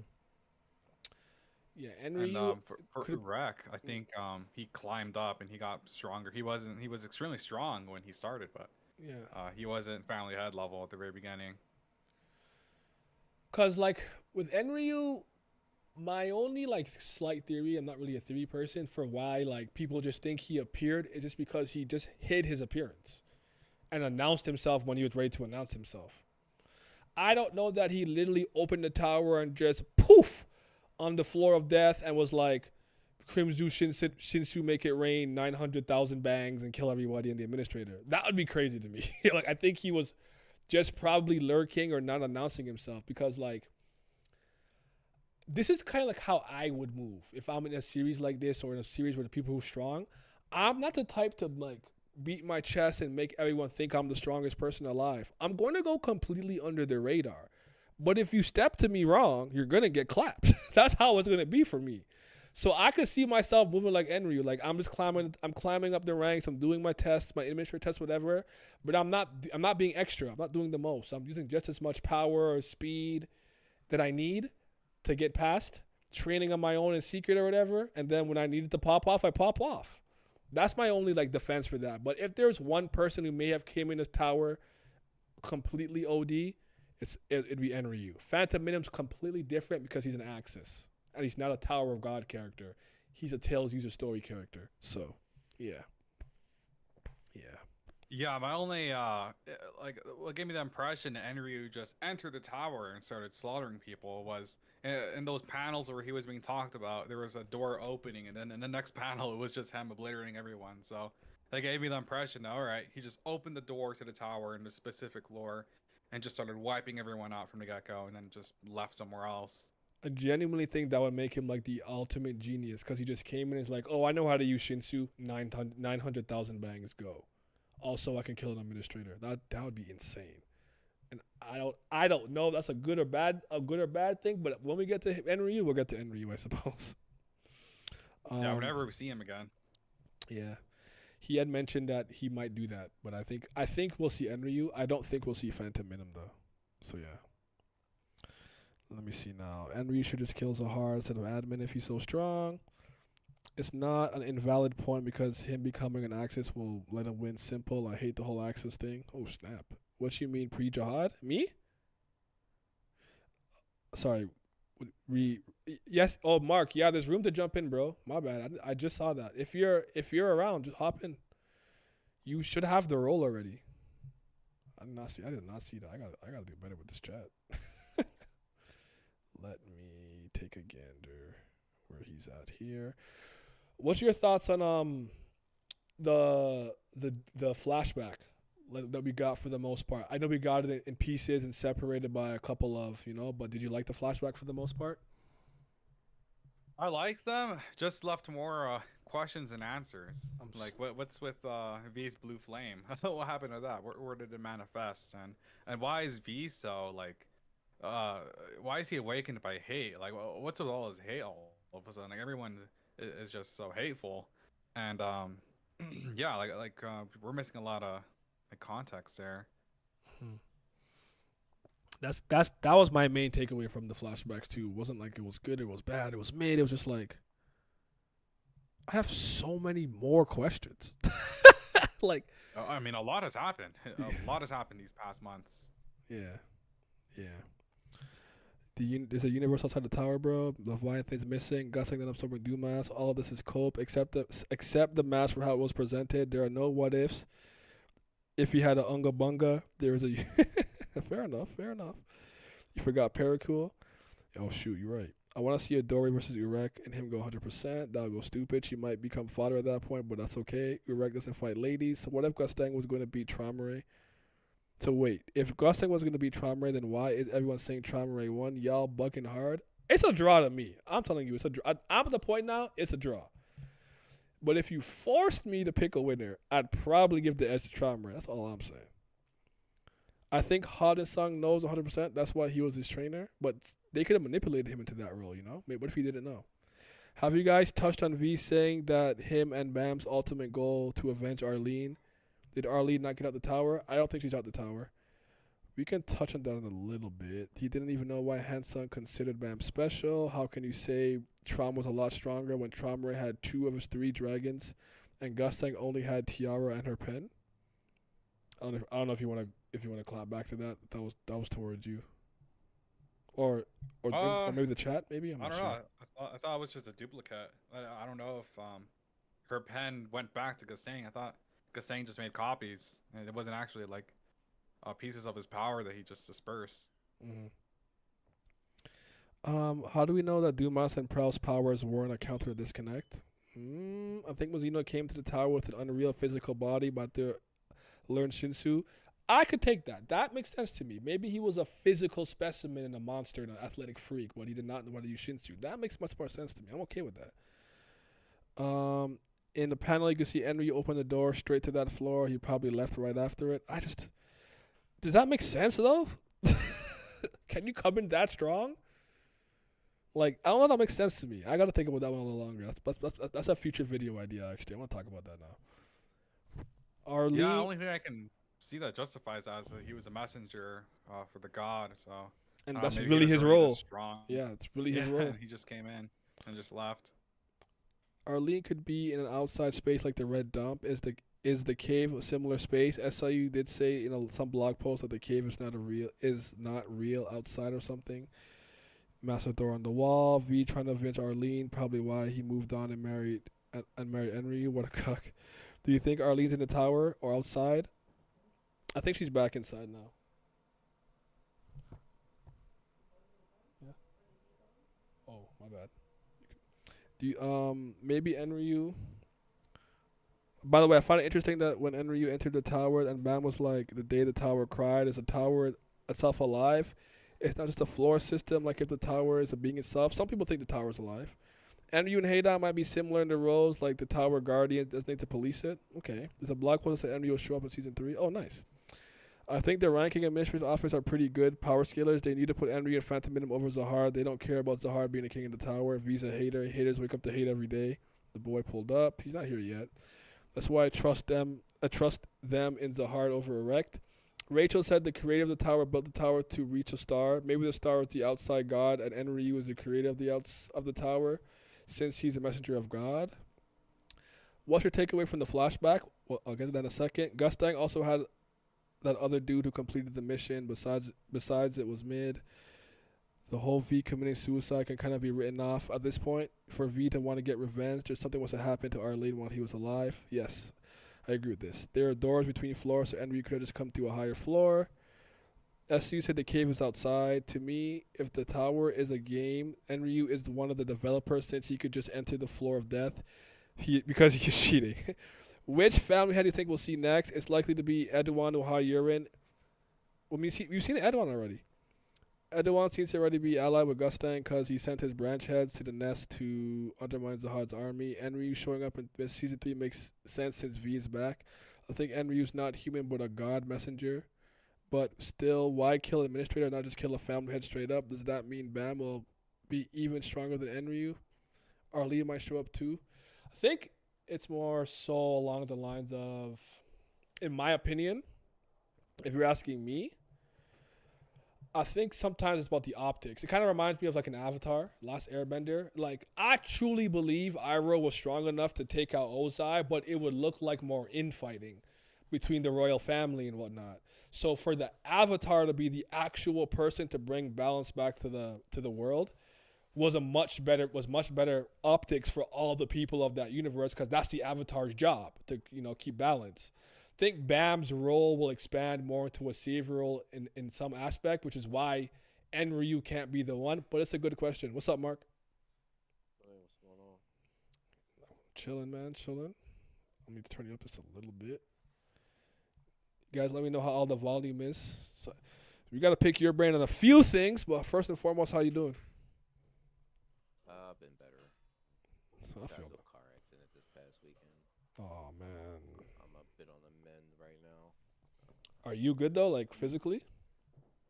No, my back's a little screwy, so I can't really do my normal shtick. Well, I'm sorry to hear that. I was in one earlier this summer, but I know how annoying all that stuff can be. So hang in there. And I got into one. I got into one last year when I was behind the wheel. So hang in there. Just take your time, heal, and do all those things. Cause don't be like me. Cause I definitely had whiplash and did not care. Yeah, that's how I was the last couple of days, and I tried to go back to work yesterday, and yeah, body was not having it, man. Not having it. No, I feel it. Well, the first thing I gotta ask you is kind of genuinely how you feel about like what's been happening recently with the whole V situation, like the recent chapters of Tower of God, Gustang and Traumerei, yada yada. Like, what are your general thoughts before I start asking you a few specific things?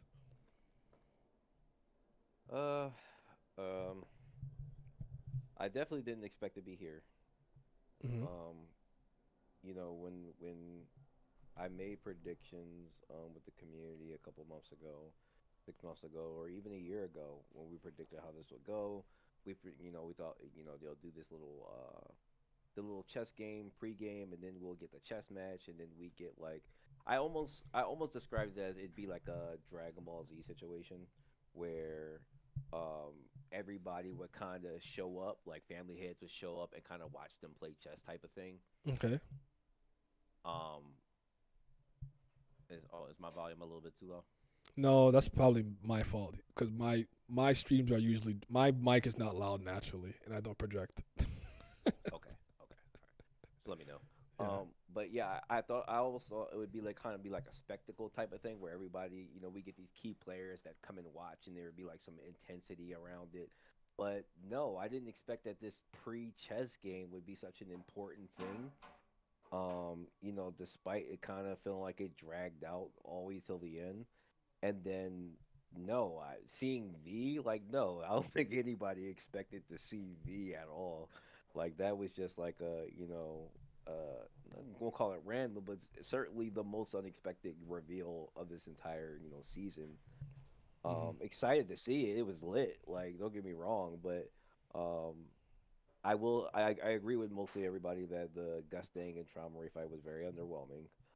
Um, and I blamed it highly on the setting. Like, the setting has been like the weirdest thing about, this entire season, this floor that we're on, because it's just a bunch of floating space. Mm. So when you have like the dominant figures who have these destructive abilities that can basically take out cities, it doesn't scale that way when you're in a floating space. Like you can't really feel it or see it. I make the comparison like of a JJK, when you can see the destruction of the city, you know what you're getting. Like, yo, this is crazy. But we don't get that here. And I will say Gustang's abilities were a little bit, I won't say a little bit, they were underwhelming. I don't feel like we got to see everything he could possibly do, but I also feel like, Traumerei's discovery of how strong this connection was like a big thing to it, because it basically is a massive counter. Like, you can't really pull out any cool stuff out of your book if mans can just delete it automatically. Like, that's what it was like. So, but regardless of that, I thought we would have seen something more impressive. I would like to see something like maybe, some cool type of armor that he could equip or something like that. Like, I thought we would get like some really like some mix up stuff like that, but it was kind of a little bland. Um, and then Urek, I mean, we already predicted that, like, that he would step in to stop the fight. Like, who else could do it? But the way he did it was a bad taste. I agree with a lot of people that the way he kind of did it was just like at the final moment, and then his reasoning was kind of like, oh well, you guys are interrupting my sleep. Like, it was like come on, what are we doing here? Like at least be a little bit honest here. So um, I definitely left that fight like feeling a little bit worse about Urek overall. Um, and then for this week's chapter, for Traumerei to like not be dead is just like so anticlimactic. Like why have that badass send off, all for it not to happen? It was just like, oh, okay. And then Gustang saving him, it's just even worse days. So I right now, hopefully next week's chapter can kind of let's say manage some of the bad stuff, but overall, if I had to like rate everything that we've gotten, because this is probably the climax of everything, I'd probably give it like maybe a 7, 6.5 in between the two. Okay, that makes sense. It's been, I think it's been mostly positive, but it's been a mixed bag. 'Cause well, I still want to pick your brain on some very specific things, but circling back to the flashback, because we were just talking about it. We think the flashback has a lot of really good things and good tidbits. It was nice to actually see some of these characters, like see a younger Luslec and all of those things, but it raised so many more questions than answers, in my opinion. Like, I left with more questions. Where I'm like, okay, wait a minute. Like, with with like Enkidu and Traumerei, it's like, I think depending on your point of view and perspective, you might think one of them killed her, both of them, or one person gets more of the blame pie. I don't know where you're at, 50-50. It's Traumerei's fault, it's Enkidu's fault. It's a split decision. I thought it was very weird to consistently mention Hwa Ryun and not show her. We know she looks like we know Yuri looks like her, so it's not even like a spoiler. So you might as well just show that. Like I think he hit her for no good reason. The blossoms, the whole blossom thing, what she really did, like as much as we got a really good flashback, it still felt like a montage. If that makes sense. That's what I was looking for. It felt like a montage. Like we were still skipping a lot. Mm-hmm. So yeah. So why does Gusting want to kill V? Because he killed him already, I guess. I don't know. I give the fight story 8 out of 10, but I give the fight a 6.5 to 7 out of 10. That's fair. Okay. How do you feel about the V thing? Like Is a reveal or like? Yeah. Do you like it? Do you not like it? Are you like me? Your jury's still out. You're just gonna see how it plays out first. I'm pretty okay with it. I don't have any issues with it, at all. This definitely wasn't the moment I expected to see it. But yeah, I don't have no ifs, ands, or buts about it. I'm actually kind of glad that the route that it's going because one thing we talked about before we got to the climax stuff is that Baam has been progressing so crazy compared to his friends. So there needs to be a time frame where he's away from them.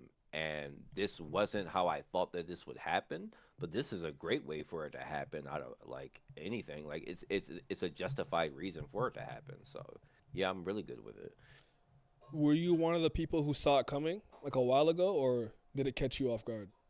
Like But V coming? the whole V, like No, inside a BAM thing, because no. that wasn't a theory that I subscribed to for a very long time. No, I didn't see that coming at all. Yeah, I can't say that I did. I kind of was. I never. That was like one thing I never had too much stock into. I kind of let everybody, give their opinions, and I kind of try to go with whatever made the most sense to me, but never any stance myself. Okay, okay, okay. Now, when it comes to BAM, so shoot, I want to phrase this the same way I asked Animal, but Luslec seemed to have like trained Bam's body for V's return, right? When he Hmm. said like the water dragon, oh, you've taught him this technique, and I thought the thing he used to pop Enkidu seemed very similar to the technique he learned from Hachai, that him and Karaka used to wake up Yama, but like a next level version of it. I don't know if you agree with that, Hmm. but that's what it looked like to me. So I'm wondering I if do. everything that he learned specifically with FUG, do you think those were all techniques and moves that V used a lot or V related techniques? So thus, all the training he got was really in preparation for V taking over his body. Absolutely. I think that. I think it's. I wouldn't call it obvious, but I think that makes the most sense. Out of everything that we've seen, I mean, it's kind of like a passed down technique for everybody to kind of learn about. And Baum, his body being made for it, and him being especially good at it. Even from the beginning, everything kind of fits. So no, I wouldn't argue that it was made specifically for that reason. I asked the question because, in my opinion, it'd be disingenuous to say everything he learned was for V's return. I don't think that would make sense because he did a lot of his own stuff and went to other teachers and whatnot. But with FUG specifically, yes. Which leads to my next question: how much shit? What was I gonna say? Oh, how much of Bam's like the things that we associate with Bam, devouring, technique replication, and things of that nature? I think it begs the question like how much of that is really him and how much is that really because V's inside of him? Because for me, the reason that Bam is a walking D spell and basically like anti magic is because of Arlene. He may not be the spellcaster that she is, but because of her magic ability, he inherited the ability to kind of like not have spells work on him for the most part, right? Hmm. Um, Tension, we thought he inherited that from V because V can pack a lot of power into an orb, but V is literally inside of him. So it's like maybe that's not a Bam specific kind of like natural ability. If you get what I'm saying. So Yeah. here's my general take. Technique replication, I'm not sure yet. The jury's still out. I think tension. I don't even. I Not that I don't think Bam could use it well, but I think that came as a result of V being inside of him. I think the one thing that belongs to Bam truly is his ability to devour and that entire storage space that he has, like Leviathan and all of those people. I think that's specifically for Bam.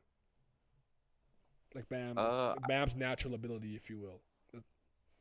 I would agree with that, but I would also say like I have it in my head. It could be a little bit headcanon, but Arlen, if she is like indeed and part of this whole construction of the body or the dead kid or whatever however you want to put it, he's built to be an anti-Zahard basically.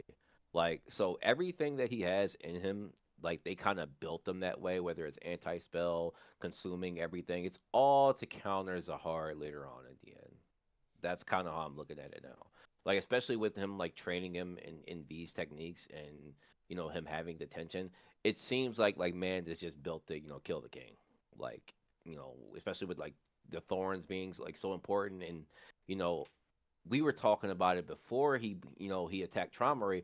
Yo, what if he ignites the thorns? Like, how strong is V with the thorns? Like, how crazy would this even be? So yeah, I think he just built to kill them all. To be honest.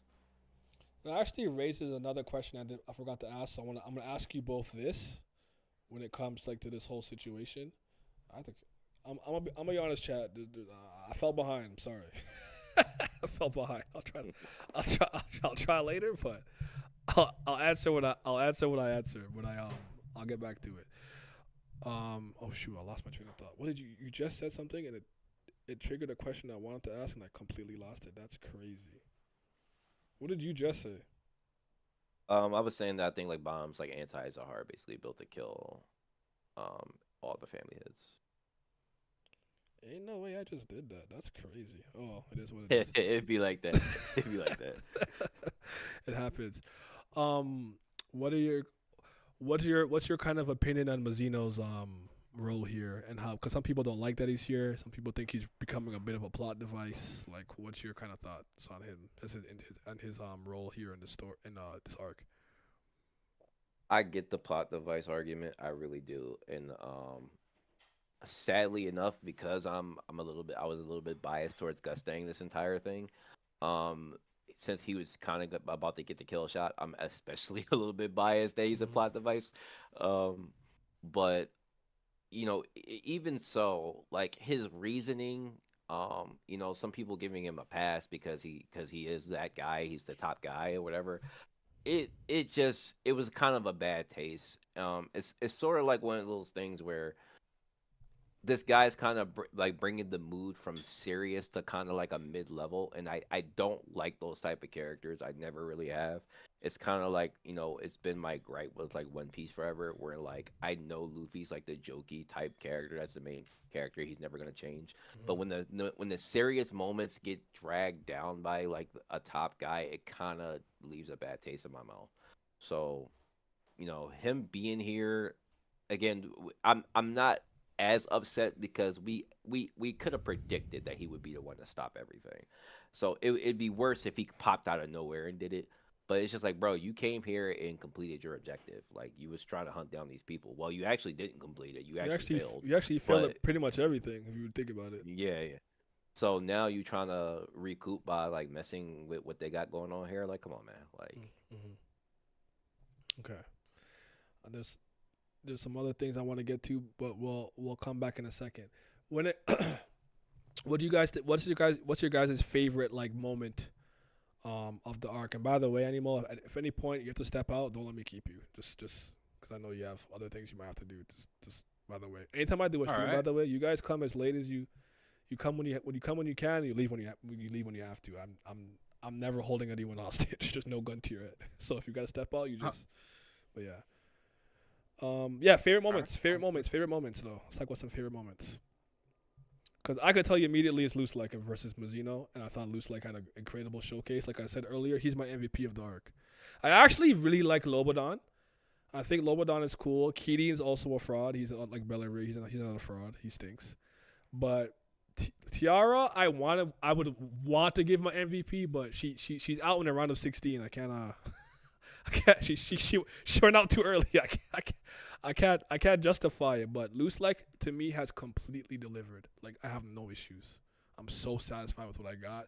As a matter of fact, I'd argue he exceeded my expectations. Because at that moment, I was so down on FUG. I still am, but he carrying.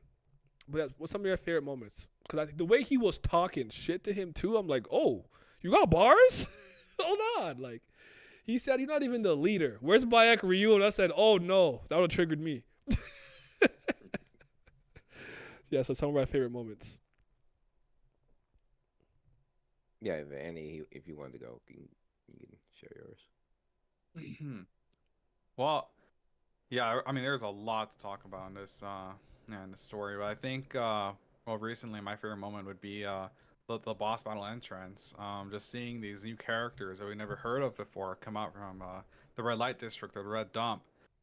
Just seeing them just like pretty much one shot Doan, or I guess technically two shot her, and just wipe out Doom and then just completely take over the battlefield. And they use this ancient cannon or this cannon from the workshop that just completely destroyed that turtle guy and the barriers. I mean, I think the boss's crew to Revolution was very overwhelming in this battle, and just seeing them go on a rampage, I thought that was pretty cool. It's just Yeah, I agree. I just hate how they left. Yeah. Yeah, they just teleported out. And he said, "We'll let Bellerear handle it." I'm like, if you're putting your faith in him, you might be a fraud. I'm sorry, you're on fraud watch. I'm looking at you sideways. Yeah, especially how this chapter just played out with him basically getting yelled at by his dad. Like like nah, that wasn't the way they went out. But I agree. Like that moment was like really hype. It was kind of like, you know, an extermination squad just came on the field and just started killing people. Like, sorry to put it that way, but that's exactly what started happening. Like, people just started dropping. Like even, you know, I wanted to see what are people calling the astronaut guy? I forgot there was a name for him. Someone called him Luke Spacewalker or something. I just call him Neil Armstrong personally. That's what I was calling him. Armstrong. Armstrong was the one I was seeing a lot. Yeah. Seeing him kind of cut through the vines to get the Lobanon.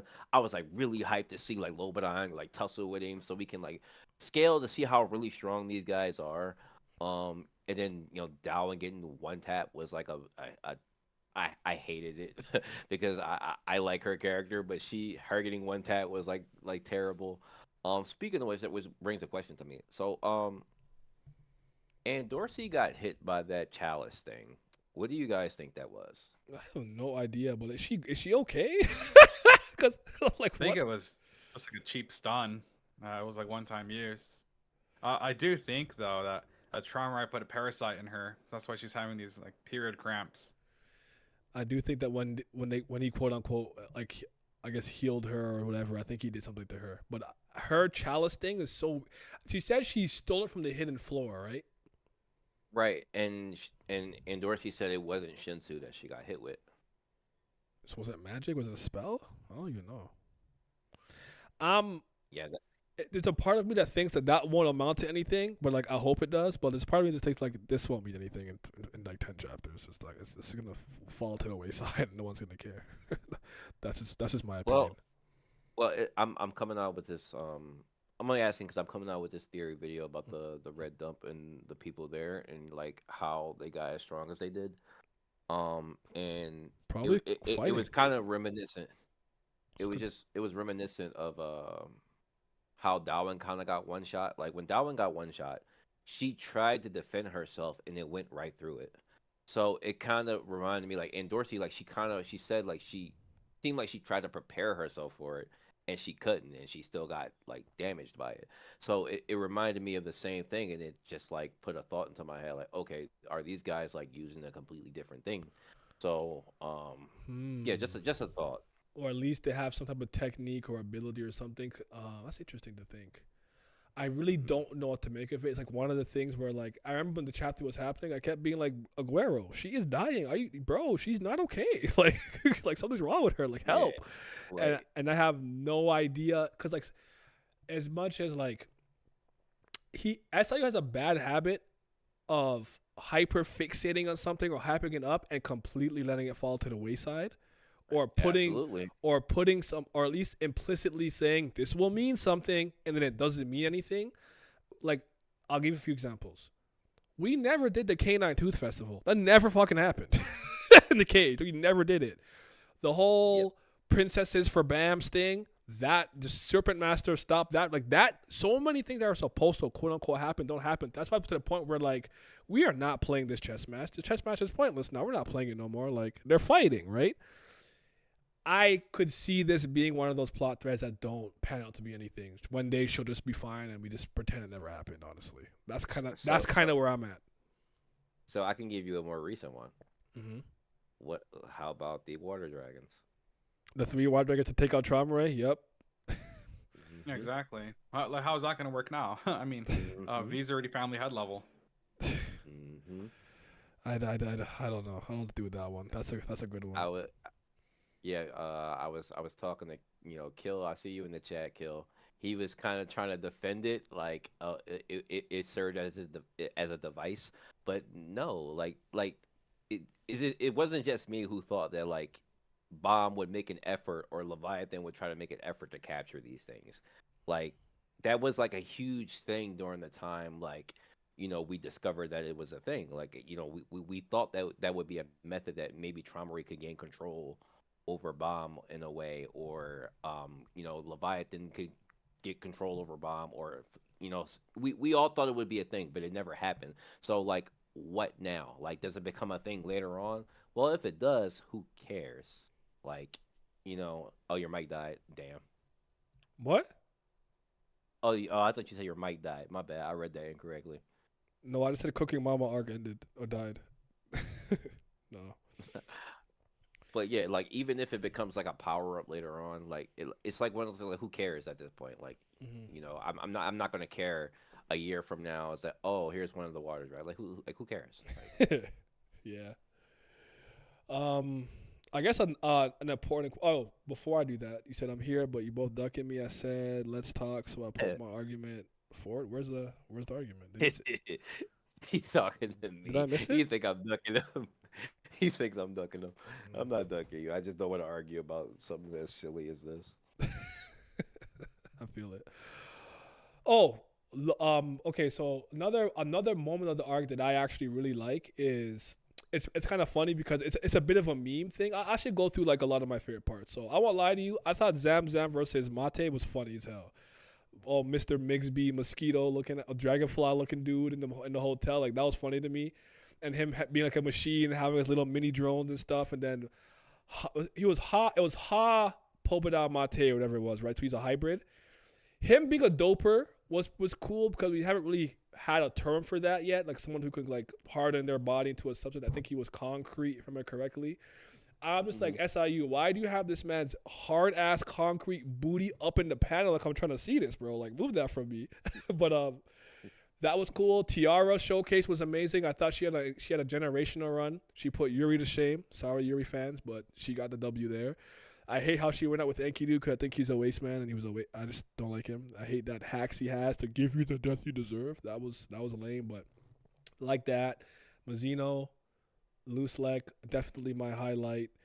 And a lot of specific things in the flashbacks really moved me that I liked a lot. So those were kind of like my major points. But Lobadan and Keating confronting each other, I liked, even though Keating ran away.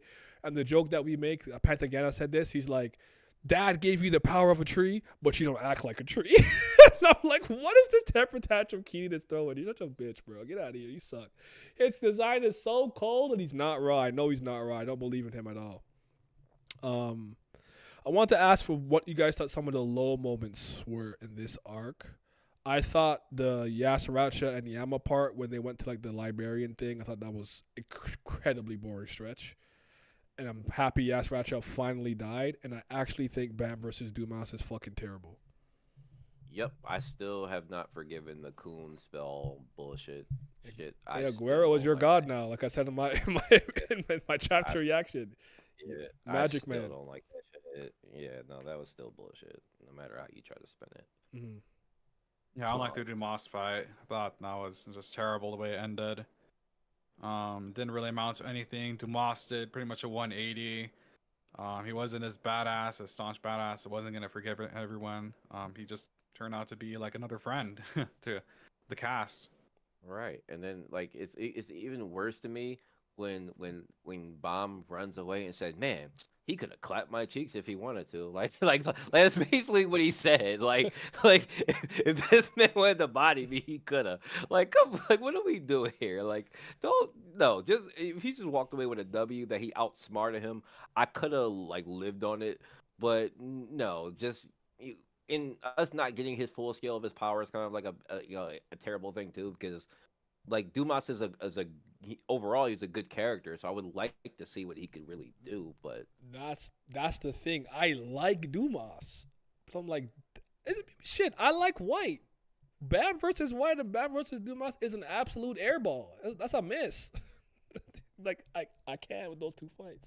Dumas, what I think is a little more egregious, because Baam is talking about using all his powers and then doesn't do it, and you just saw two of your friends quote unquote die. He's like, I'm taking it all out. I'm taking it all out, but there's one thorn. I'm like, I can't take this seriously. What do I do with this? This is the equivalent of. I think the example I use, I don't even know if it makes sense anymore. Cause I'm not gonna go back into this too much. It was like Goku being like, I have to win. Oh my God, the Earth blew up. I have to fight for my friends, and he's fighting a Super Saiyan 2, knowing he has 3. God, Blue, UI mastered. You're not trying to fight harder. Like, what are we doing here? I seen you go harder against White at that moment, but then Leviathan was like, all right, man, let me help you out. And I'm like, all right, I guess. It's also very messy. It was very messy. Just like from a paneling standpoint, it was very messy. I just. No, and throughout the entire arc, there have been panels that were like that. Like that's one thing. Like the art was not super impressive in a lot of spots. Like there was a lot of what we all call noise in a lot of these fights, and you know that to me is like another thing when you have a place where you have no setting. Like you can do that bullshit. But another like there were a couple things that just kind of left me like just like stuck, and like I'm sad that we didn't get more out of it. Like one of those is like the Amwees being a fucking dragon thing. Like I would like more context behind that, huh? Like did this man just take the body and just like mutilate it and make it a dragon? Like can we get some details about this shit? Because it's like y'all made this, and you made it an important thing to make sure that she was a background character. So if this man turned around and transformed her into one of his dragons, like, can we see that whole process? Like, I would like to see if he put any emotion behind it. Like, all we kind of got was like, Gustang kind of like, oh, like let me kind of put you to sleep type thing. Yeah, I agree. Like it was, I think his line was "Sleep now, Wraith" when he blew up the MU's dragon, and ever since we never continued on that. So I would have liked to see what happened. I think Traumerei was like breeding with that dragon, and that's why there's like all these blondes now in his family, like Lilial and then Laura. It's like he's trying to make them after MUs. I feel it. If you got the dragons introducing various concepts, just because Baam did not do the obvious route of getting these dragons doesn't mean the plot point wasn't used. Bellery never won the chess game despite all his plans. Doesn't mean the introduction to the chess game is a waste. It's called subversion. Rack versus high ranker needs to be wiped from memory. Oh, I forgot about that. I hated that. I'm not prey. I'm a predator. No, ancient Rack. That was terrible. Yeah. It just wasn't the time, bro. You can't wait this long to do that and think people are gonna like. I just don't care. Like, there were other moments you could have did it. I'm sorry. They said it's a Tower of Hate stream. Gotta start balancing these live streams. The entire point of the Water Dragons was to kill Traumerei, who said it was gonna work on other family heads or whatever. I think Baam against Dumas used 200% of his power that he can use. No, you're just listening to the basic analysis of these two. The point was to show Traumerei can share his power, and did various experiments, which is why Ames became a dragon. He grew stronger. It's weird considering Traumerei moved his memory of Ame, but also has it as a dragon. Makes no sense. I like the way White versus Baam climax. Baam basically used Enryu's technique to turn the fight around. Even if Leviathan, I don't agree with that, but I get it's because he threw a bunch of bangs. That was crazy. Yeah, even if Leviathan never tells you common sense, he tells you Baam took in a majority of Traum's power, he would be family head level. The next thing I want to ask you guys is kind of where do we go from here? Like, what are the next steps you guys see us taking here? And then I probably have a very few specific things I want to circle back to with you, Mark, in particular, but. Do you guys see us going to the snow tree where like Mio Love is? Yes, my goat, Mio Love, hell yeah. Do we switch perspectives like Rachel or Ja Wagnan? Do we keep following Vam, V, and Luslec? Like, kind of like what happens next? It's a next arc like a get Bam's body back arc? Like, what are we doing? What do you guys think? What do you see? Where do you kind of see us going forward from here? If you have any prognostications. No, you can go ahead, Mark. Okay. No, a Baam rescue arc. I'm not very interested in that. I'm not gonna lie. I don't care for trying because that's basically gonna put Gustang versus Fug. Like Gustang and whoever he has behind them. I don't even know if you can count the people from the red dump behind them. Not really. So it's like basically Baam's crew versus Fug. Like, no, I don't. Real quick, my that's bad. One of my commenters also said we kind of already did this when Baam was Juvio Grace, so we kind of already did this before. And I was like, okay, I kind of see where you're going. Continue. true. Very true. So yeah, I'm not very interested in that. Like, I like somebody in my community did bring up like this would be a good moment for Baam to have like some inside development. So like if we could see like the inside progress of Baam, like maybe like like talking with like the devils inside of him and like Leviathan, and maybe like maturing a relationship to use them better. I think that's a perspective that we could use that I would like, because he is just kind of like a jamboree of stuff. So learning about those things could help. Also, while pairing that with like seeing V side and seeing like the inside of Fug and what their plans are, that stuff is interesting. It's just like the Gustang and Kun of searching for Baam thing. I'm it's like the way I've looked at this, like you know entire war thing is kind of like overall it is like Gustang versus Zahard and the rest of the family is. So you then turning your attention, even if he's just assisting Kun, then cool. But then like now you're kind of making yourself an enemy of Fug. So like I don't think that's in your best interest, where you really don't have anybody behind you to support you anymore. Um, so I'm not exactly sure, but I would like to see like the movements of the red dump people now that we know that they exist. Mm-hmm. Maybe we do go back to the tree. Um, but yeah, that's just yeah, I don't have any particulars. It's just like the most interesting thing I would find is just the Fug side of things. Like how did they move now that they got their master back, right? Okay. Animo? I think we're gonna get a conclusion over here with V. Luslec is gonna like be talking with him. We're gonna see like how V's thinking. He's probably gonna get like the last scene we're probably gonna get with this is V like getting the last two thorns, or Luslec hinting at it. And we're just gonna get a little conclusion for this arc. And I have a feeling SIU is gonna go on hiatus. It's just a hunch, but I have a feeling it's gonna go hiatus around this time, pretty soon. And then when we come back, we're gonna go to a whole new POV. I'm thinking Wangnan. We're gonna continue where he left off with that sword, and that it has like one person to kill and everything. That whole plot. And because where do we go from here? Like V slash Baam, he's already the strongest person. He's a family head level. Like there's really few people above him, and once he gets adapted to his body and he collects the last few thorns and he trains a little bit, I mean, who can really topple on top of him? He's already at the end of the game, and that nullifies the whole point. The revolutionary people, he's already stronger than them. It's like, yeah, he's already at the end. So I think we're gonna have to do a POV switch, go back to Wangnan. The only problem I see with this is if we do continue back there, is we already see what these characters can do, these high level characters. So we're gonna go all the way back to like someone as weak as Wangnan, and it's like the anticipation of the powers and all that, it's gone. So we're not gonna we're gonna have the powers revealed and everything, what family heads can do and what high rankers can do. So it's not really going to be a surprise, because every time Baam got a new power up, I was like, whoa, he can one shot that as Zahard's arm and everything. So it's not going to be that hype anymore. That's the only problem I see with SU going back all the way to someone as weak as Wangnan. I actually would like to go back to basics. So for me, that'd be a great thing, where it's like, okay, we got to scheme and plan, and yeah, we can't just big boom, unga bunga, fuck you, death ball. Like, I actually would like to go back to that. So for me, that'd be great. But I can see if that bothers the majority of people. So I'm with you on that. I don't really have any predictions personally, because I don't even think we'd get here in the fashion that we do. I just want to know what the hell happens after this chess game now. Like, again, my best guess is Traumerei is going to lose his immortality. But here's like the one prediction I can make.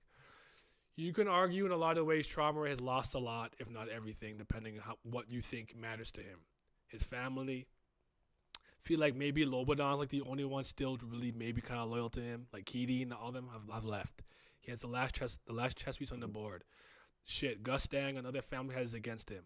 I think he might have to really ally himself with Zahard for real now. He's gonna snitch, be like, V's back, oh my god, and just go ally himself with Zahard, and maybe whoever he can bring with him, he might kind of get more implemented into the army and be somebody who's more with the King of the Tower more than he is by himself. Because as much as he's still pretty much strong with everybody, if there's any other family that doesn't like him or family head, he's kind of exposed. So he might need some military might to back him, if you get what I'm saying. That's the best I got. Otherwise, I don't know. Just I take what I get every week. Now that you say that, one of the best things that I think we should be able to get to see is Zahard's reaction to everything. So like not just him reacting to like what V's like been revived or whatever, which should like that should be like a great reaction. Like we should definitely get that. But the red dump people, like these beings that are basically copies of you have escaped from I guess their ever going prison cell, and now they're out of here. So I would like to see like his reaction to both things. That would be pretty good.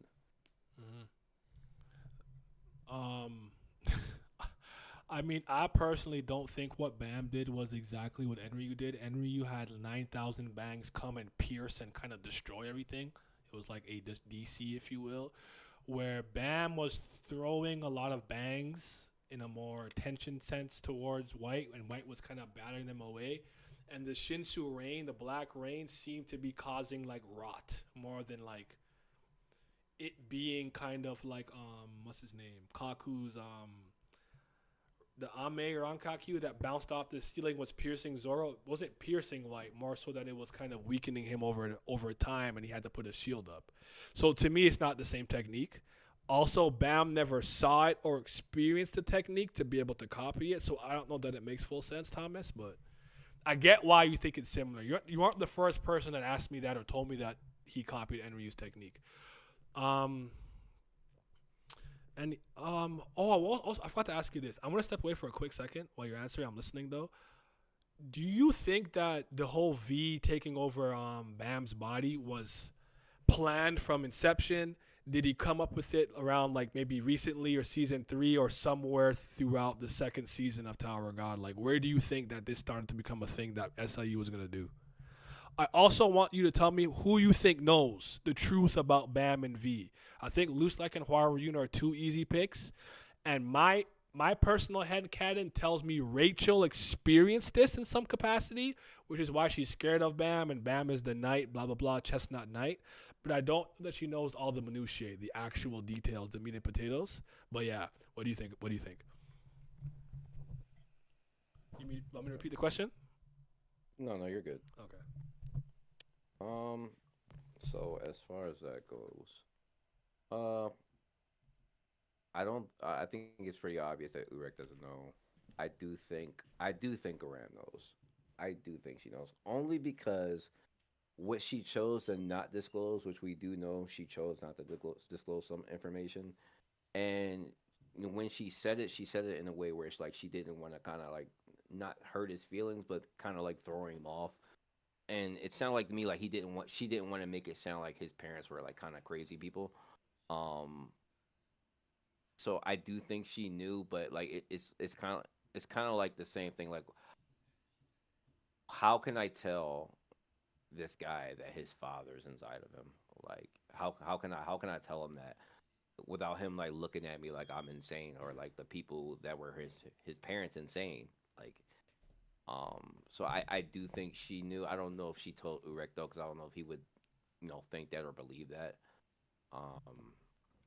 I think that might be the capacity of. I mean, obviously that would put she would know as well, but I think that's the capacity of it. Okay. I don't think this was planned out. I think some people have showed me. Sorry. Oh, yeah. Yeah, I'm sorry, that part of it. Whether it was planned out or not. I do think it. I think you could make an argument that it was.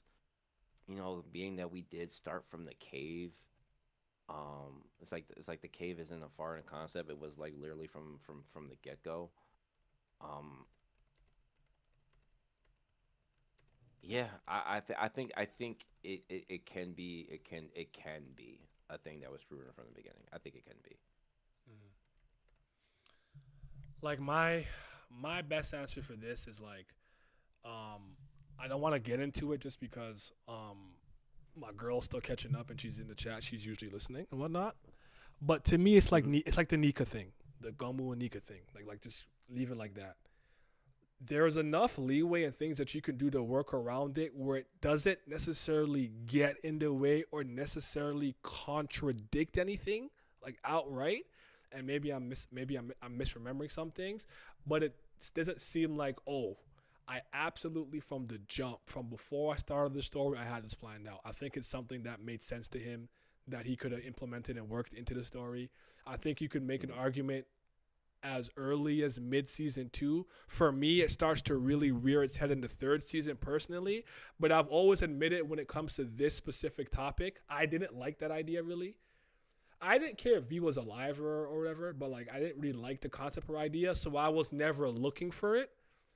And when it started to really smack me in the face, I started to see it more.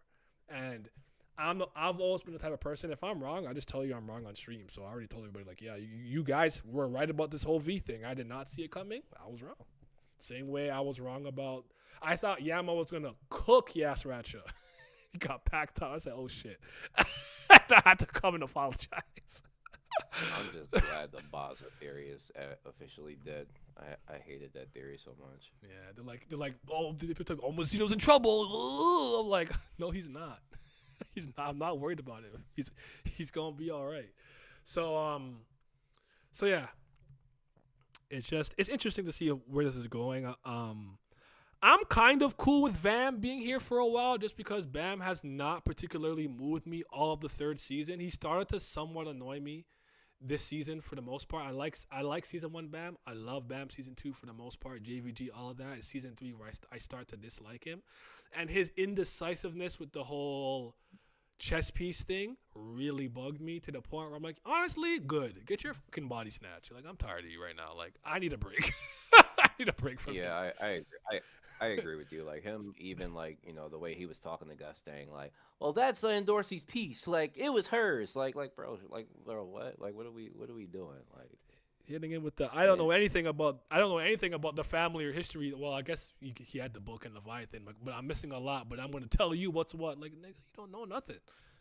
And then arguing with Enkidu about like Traumerei. Like, yeah, like, no, like you weren't actually his friend, but like, all right, but you saw what Traumerei was like and what he did to people. Like, how are you defending this man? And telling Enkidu he's wrong. Like, what?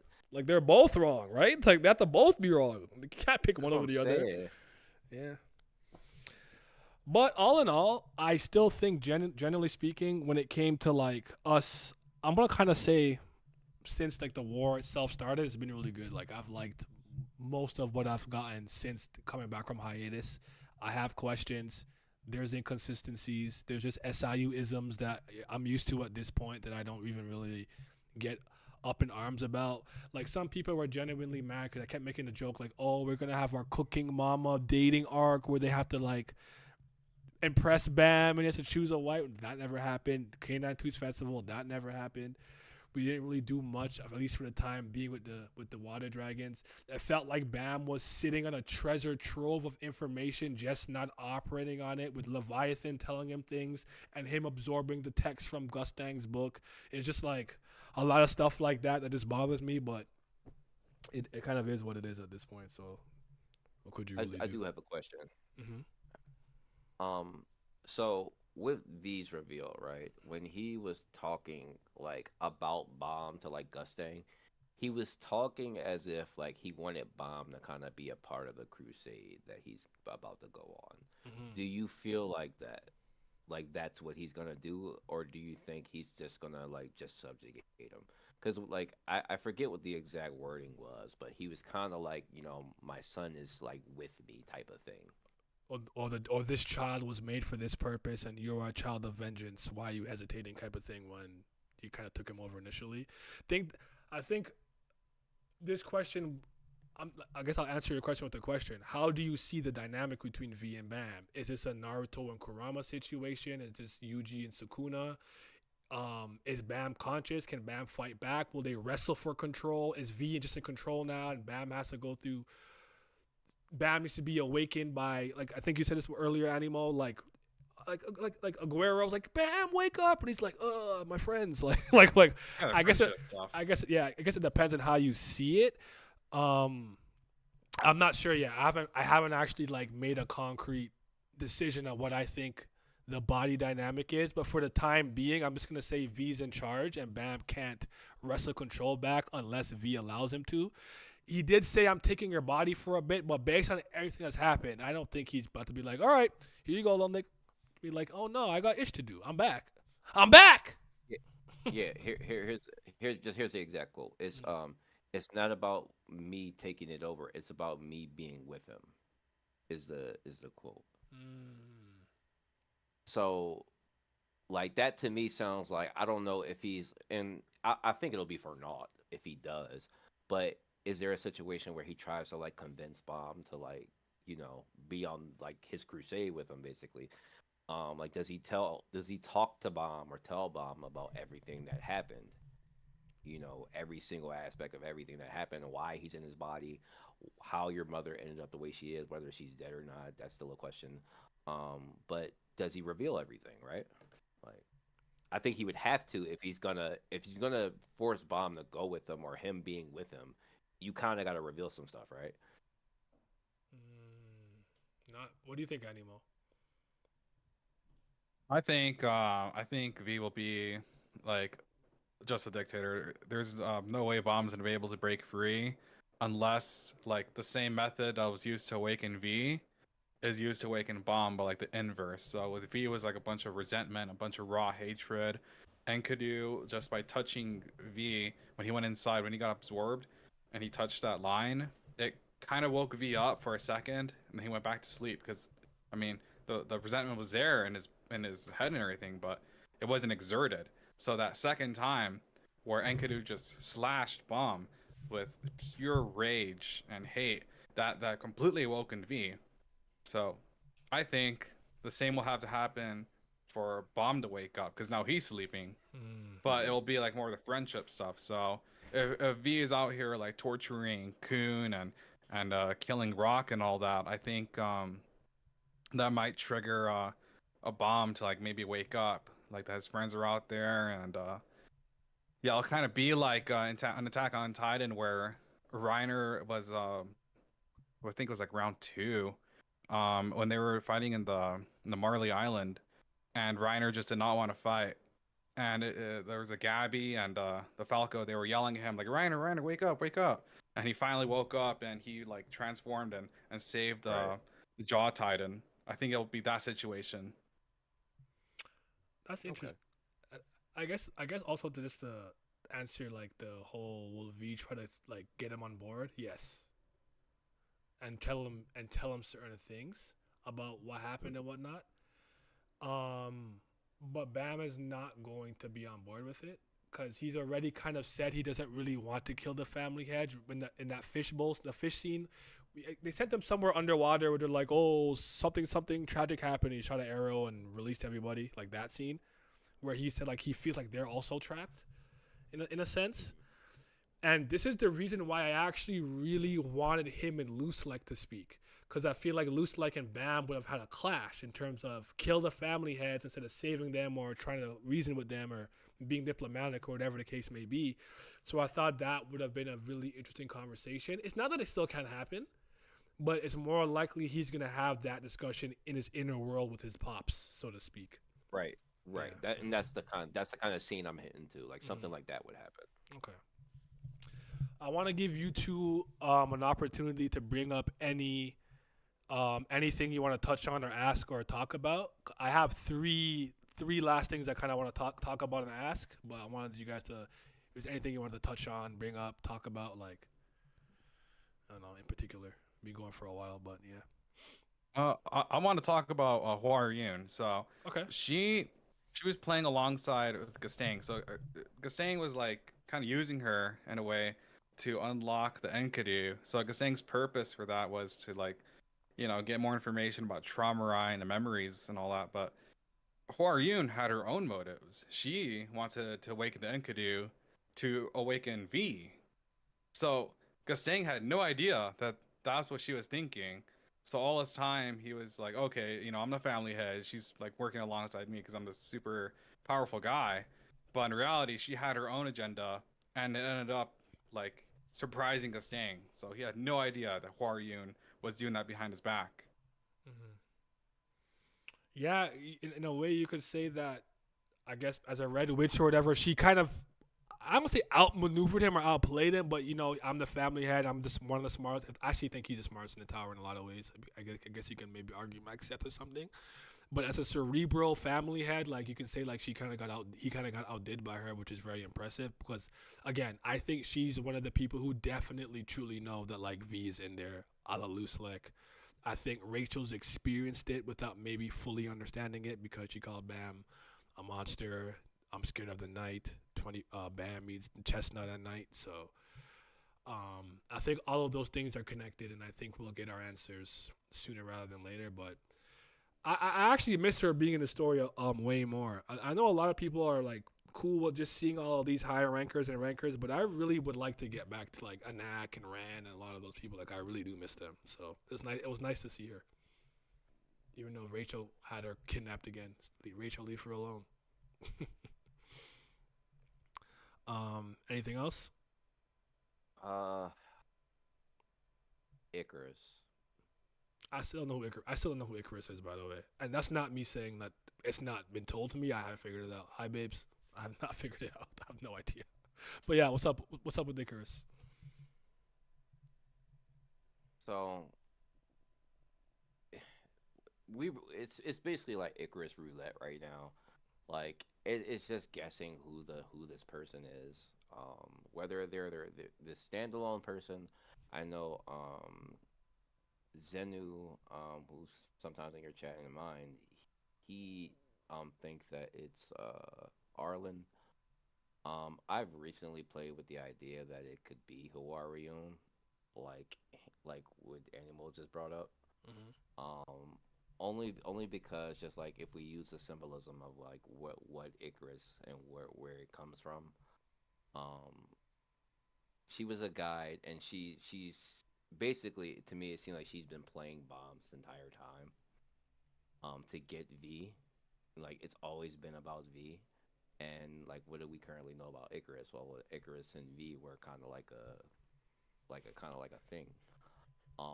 It's a minor thing, but just thinking about like the Red Witches, and if she like misguided early on, and she's kind of trying to like redeem herself now, I can kind of see it playing out that way, but it's just a minor idea. It's like I said, it's kind of like roulette with Icarus right now. I was hoping that maybe at this table while they're playing chess, that it gets brought up again, because they brought it up previously the last time they like kind of sat and talked. So it would be nice if like we get some more context behind this character, because it's kind of been like the thing that's gotten like that, and I hope that Annie also gets mentioned here. It's like those two things between Annie and Icarus are like the most mysterious things about this entire season, Mm-hmm. that have been mentioned but not like delved upon, right? Yeah. I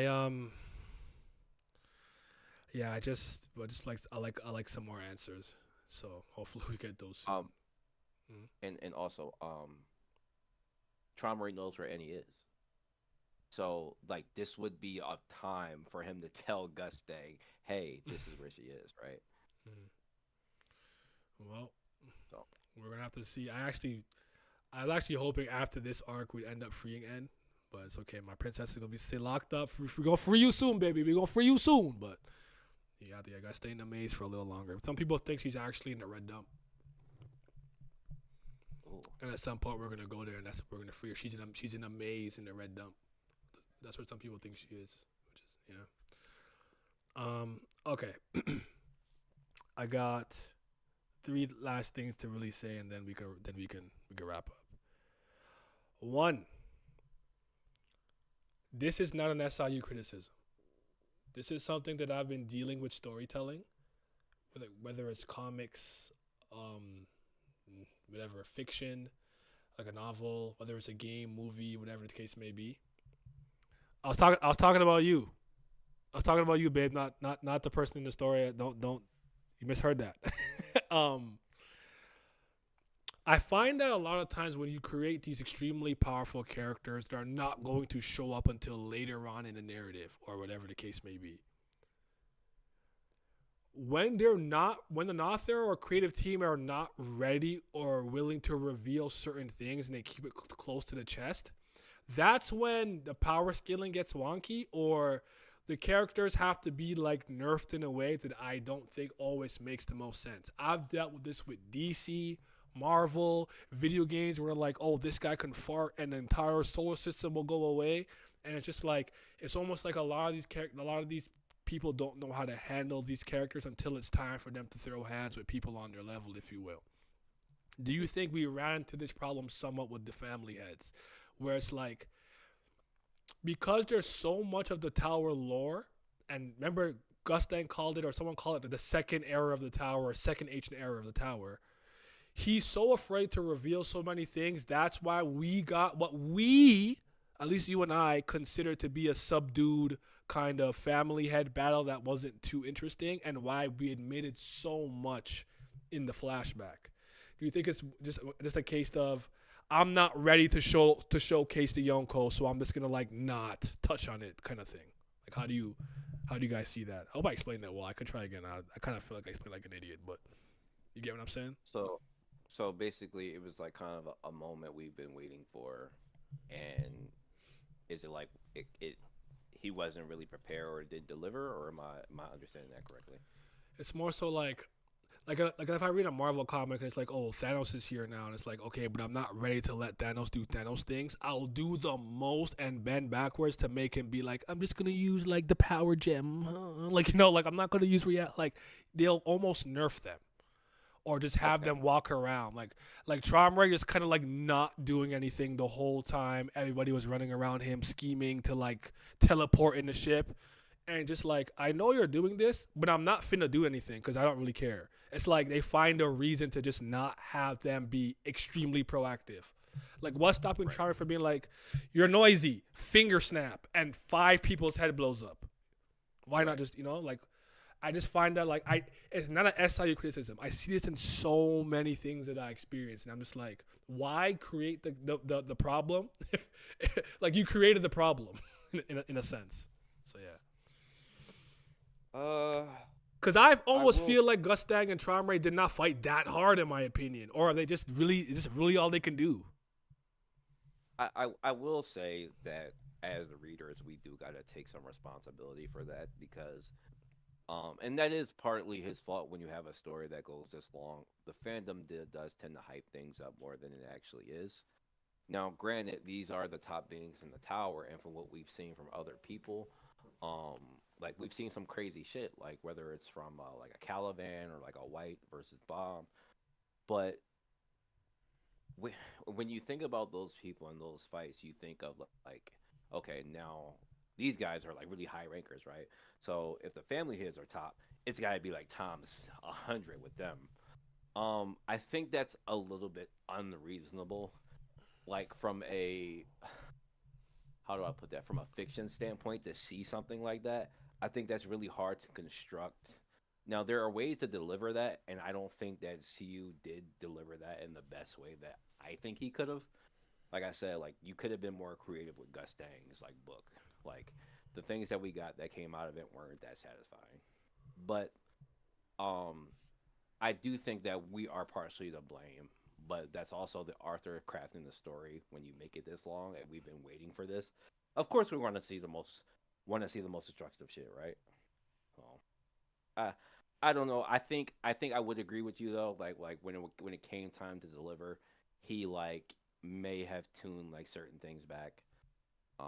And I still stand by like the setting being like the biggest part of that. Like, we're just not gonna feel it, you know, when it's happening in the way that it happens. So.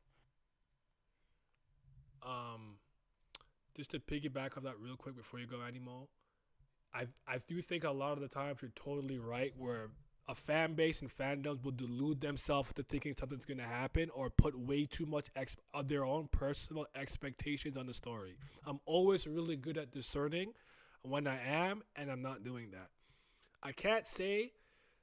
I feel like this is one of the times where for me, it's not necessarily that I'm like, oh, I had all these expectations. It's because I've been waiting so long. I am not a new Tower of God reader. I've been here since the first season in 2010. So I could admit it could be the very real time of me waiting to see them in action, that at this point they could never live up to expectation. I want to say that that's a possibility. Let me think about it a little bit more. I don't think I'm fully doing that, but again, it changed my perspective where I'm like, oh, I do think the family heads come in tiers. I do think Gustang would get smoked by Aryehan or like demonstrably beaten. Where prior to that, I didn't think that way.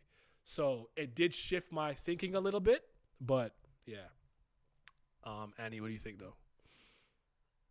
Yeah, I think the family heads are brought up to be like these beings on a whole nother level. Like we saw Gustang roasting Traumerei's some of his troops, like the main ones. It was Horse, the Owl, and then he even put a curse on Holland's tongue, yeah. Yeah, so we see them doing these feats, like just with the flick of their fingers, like Gustang setting people on fire, and Traumerei just like slaughtering people. With barely no effort when he went on a rampage with his beasts and killing all those people. So we see this happening, but then like when we get to the fight, we just have this stalemate, like with the shark battles. Like I don't know about you guys, but I was like, all right, nothing's gonna happen at the beginning of their fight. Nothing is gonna happen. Nobody's gonna get injured. Nothing critical. Nothing huge. No huge events are gonna happen. It's just like them showing off their powers, like flexing. So they had like huge shark battle, like Gustang just riding sharks into existence. Traumerei was using actual shark animas, and I was like, huh. I just want to get to like their real power because they're all holding back, and it was so much hype, and I just see that now Gustang, he's like really not even that close to Traumerei. Traumerei just out of raw strength, out of raw power, he's just so much stronger. I mean, at the very end, he was fully healed. He didn't have a scratch on him, and Gustang is over here all injured. And I thought the bracelet was going to be his saving grace because he even said that, oh, this bracelet has a power to kill Zahard and the 10 family heads. So I was like, well, maybe the bracelet's going to be his hack to winning this battle, which, I mean, he's using every other ability from other people, like the Okbi, the Blossom's Flame. Why is he not going to use a bracelet? That never came into fruition. I guess the main purpose of that bracelet was to just explain how it unlocked the red dump, but that's pretty much it. Okay. Just real quick, to throw that in there. Do you think it was a matchup thing too? Yes. I do think matchups always matter no matter what, well, for most series. I do think disconnect is kind of a hard counter to bringing fiction to reality, but I personally think Gustang's imagination seemed a little stilted. Like I felt like he could have done something cool, like in this I don't know, in this passage, I create a space where nobody could use Shinsu, and now you have to fight straight up. Like there's like I had so many ideas in my head. It's like, nigga, you dropped some fire from the sky, like that's all you had. Prometheus first fire. Don't get it wrong. Prometheus first fire was the most inventive and most poetic way to do it, but all you did was drop some fire from a pot, bro. Like, no, and I agree. It's almost like honestly. Tiara was better at. Yeah, she turned herself into like living Shinsu. That was way cooler in my opinion, for the most part.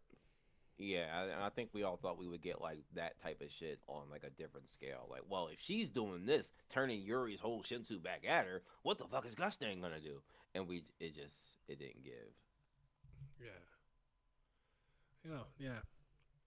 But I think this also begs to answer the question. I think this adds this layer to the series too. I believe that SIU had to introduce blue holes because I'm not going to go into my whole spiel, but I'm just going to say it like this. For lack of better words, he somewhat trivialized rankers in total. So with the blue holes, he has an untier no enough strength where he can always pull somebody who's a legend that you forgot about or who no one ever really knew about to counteract that. Like, oh, this guy's been alive since the age of Genesis, and one time Zahard threw a spear at him and he dodged it, so he's nice. Like, I don't know, right? Do you think that maybe the showcasing that the family heads are infallible is because at some point we're going to see beings beyond the Zahard Empire that are on par, if not stronger than the 13 Great Warriors? Could that be part of the reason why? So this is kind of like we're slowly peeling it back to show how vulnerable they really are. They're not actually the gods they seem to be. I would love that. I don't know if that's plausible. I don't know. It I would have more of an opinion if we actually got to see like the red dumb people fight. Like if we actually got to see like the boss actually fight. Because I'm just, in my head, I'm just trying to picture how many people that we currently know that are family head level that are outside the family heads. And, Luslec is obviously there. Urek is obviously there. Now you could put V there. But I did want to see, with these guys claiming to want to take over, I wanted to add them to the list, but we didn't get that, which was very, dissatisfying. Okay. What do you think, Annie? Yeah, the blue holes. God, so we got I guess the strongest blue holes we've seen are the revolutionary people. Yeah, we just never got to see how actually strong the boss is, or like Graf, for example, or the astronaut. I wonder how far SIU will stretch this. Like, if he will actually pull a blue hole that's equivalent to like a family head. But that would be the question. Like, if there's this extremely strong blue hole that was family head level, how come they haven't like done anything all this time? Is it because they don't want to bother family heads? They're just, I don't know. Is it the immortality contract? Is that a deterrent? Like, I don't know. I could see some like conflicts happening there if SIU plans to stretch us out to including blue holes that are just as strong, if not stronger, than some of these family heads. It's not necessarily Right, the and blue holes. why It's more so I'm thinking the things that are locked behind the Zahard Empire, like on the 135th floor, like a hostile administrator that can actually kill him, or right beat and, him. and that's what I was talking about earlier when I was talking about Dumas. Like it was important to see him really go all out, like so we can really get a decent scale of that, right? Because like right now you can't really say who's stronger, Robodon or Dumas. You can't really say. I actually think they've been portrayed to scale pretty equally, all things considered. I would lean to Dumas because I've seen him do more and step to Traumerei, even though he ended up losing both of his arms in the process with the poison dragon vanquish. But I know Lobodon is nice. He's proven himself to me already. Nelson, you're good, by the way. Just because you guys are having a banter or argument or back and forth or a hubbub in the chat, it does not mean you're bringing negative vibes in my chat. You're good, bro. Like, I was thoroughly entertained by your guys' back and forth. That's why I said, yo, Gambade, fight back. Y'all good, man. I'm not like that. You're good. Don't worry. You don't have to apologize. But yeah. Okay. I think it's time we need to learn more about FUG, its inner workings, and how it's structured. Even if that structure is disorder. I think we need to start getting into that with V coming in Baam's body with Luslec. I think it's time we start getting some answers more into the inner workings of FUG. Do you guys agree with that? You think? Yeah. I'm sorry to cut you off. You just reminded me of another thing that I thought we would see. Two things really. They're kind of the same two people in this instance. I thought that in this V reveal we would get a very good interaction with Rachel, which I'm so upset that we didn't. And that also I thought that Arkyung would make an appearance. I thought because we know that Arkyung was always assumed to be V, but neither one of them were kind of like even really shown in any panels with the V reveal, and I don't know if that's deliberate or what, but I'm very salty about that. Okay, I feel it. I feel it. I don't know though. This is a lot of this again. This is a lot of weird small things that happen sometimes, and you just go like, "What? I don't know what to do with that. I don't know what to do with this." But I'm ready to learn. I also want to learn more about like the Zahard Empire and like the how you become a corps commander, how do you climb their ranks, stuff like that. I do think that's important information to know. I also would like to know how that works in the Marines in One Piece. I still don't know how that shit works. Is it a recommendation with to pass a written test? Is there a physical exam? How do I go from cabin boy or whatever, chore boy to rear admiral? But it's neither here nor there. But yeah, I think it's time for us to definitely start to get more of the inner workings of FEG. That doesn't mean you have to reveal all the Slayers and their factions, but like, how does it work? Like, who's where? You know? Yeah, one of the things we talked about last week in my Discord was that Karaka, like how does Karaka react to this, right? Like, him and Baam have grown a relationship. Like they're actually kind of cool now. And Yama is indebted to him in some ways for helping him with the dog cage stuff. So would they be cool with this? I don't think so. Yep, Jin Song too. Like does he know? Did he know? That's like one of the I think most eager things I'm really ready to see, because all that you're our guy talk. It's crazy how that's all coming back to be like okay, this is what they meant, right? Mm-hmm. Nah, I actually kind of forgot to ask, like, how do you think some of the people in FUG who are more Bam allied or know Bam well would react to this? So Karaka, Yama, and To. And I said I don't think Yama would be cool with it, and I think Karaka is already kind of one of Bam's buddies in his own Karaka way, so I don't think he'd be cool with it either. Personally, I don't know though. We'll see. We'll see how if they react when we see it all play out. And this is your guys' last opportunity to bring up anything you think we should touch on or that people forgot to touch on. Because I have one last thing to say, and then it's a Toxicast question, but then I'm gonna end it there. You guys aren't watching the anime, right? Hell no. I respect myself, my time. No. I love myself, so no. Okay. Not at all. I personally think, even if V was able to kind of like master Bam's body right now and get back to his like prime state, I don't think he's beating Mazino 1v1. That's just me personally, or Zahard right now. I don't think V's stronger than either of them. That's just my opinion. I don't know where you guys feel, where you guys stand with that. Like, were V and Zahard comparable? Were they equals? Who was the real leader? Were they co-leaders? I'm not sure where everyone falls in the divide. But I think even with him almost getting immediately caught off guard by Mazino catching him, and Mazino being the only person who kind of followed Vam, sneaking Traumerei, being like, baby, like, what is he doing? Yeah, I don't think he can contend yet. I think you'd have to get stronger through fusing with Bam. If somehow with Bam and him getting back to prime makes him stronger than he was before death, different story. If he's just going to get back to the level of strength he was prior to, I don't think he's stronger than Mazino. I don't think he's stronger than Zahard, and obviously not Enryu or Phantom Minim. That's not to say he can't come up with a scheme or... Because I actually think him and Luslec are a demonic duo. I feel like they could pull some shit off together. Like, I feel like they go hard, but... That's just my personal take. I don't know where you guys stand on that. I think Luslec will feed him the last two thorns, and V will try to master all of Baam's powers and master those thorns and fuse them into one giant thorn, and that will be like a big help to bridging that gap between him and maybe even Han and Jahad and all these other guys.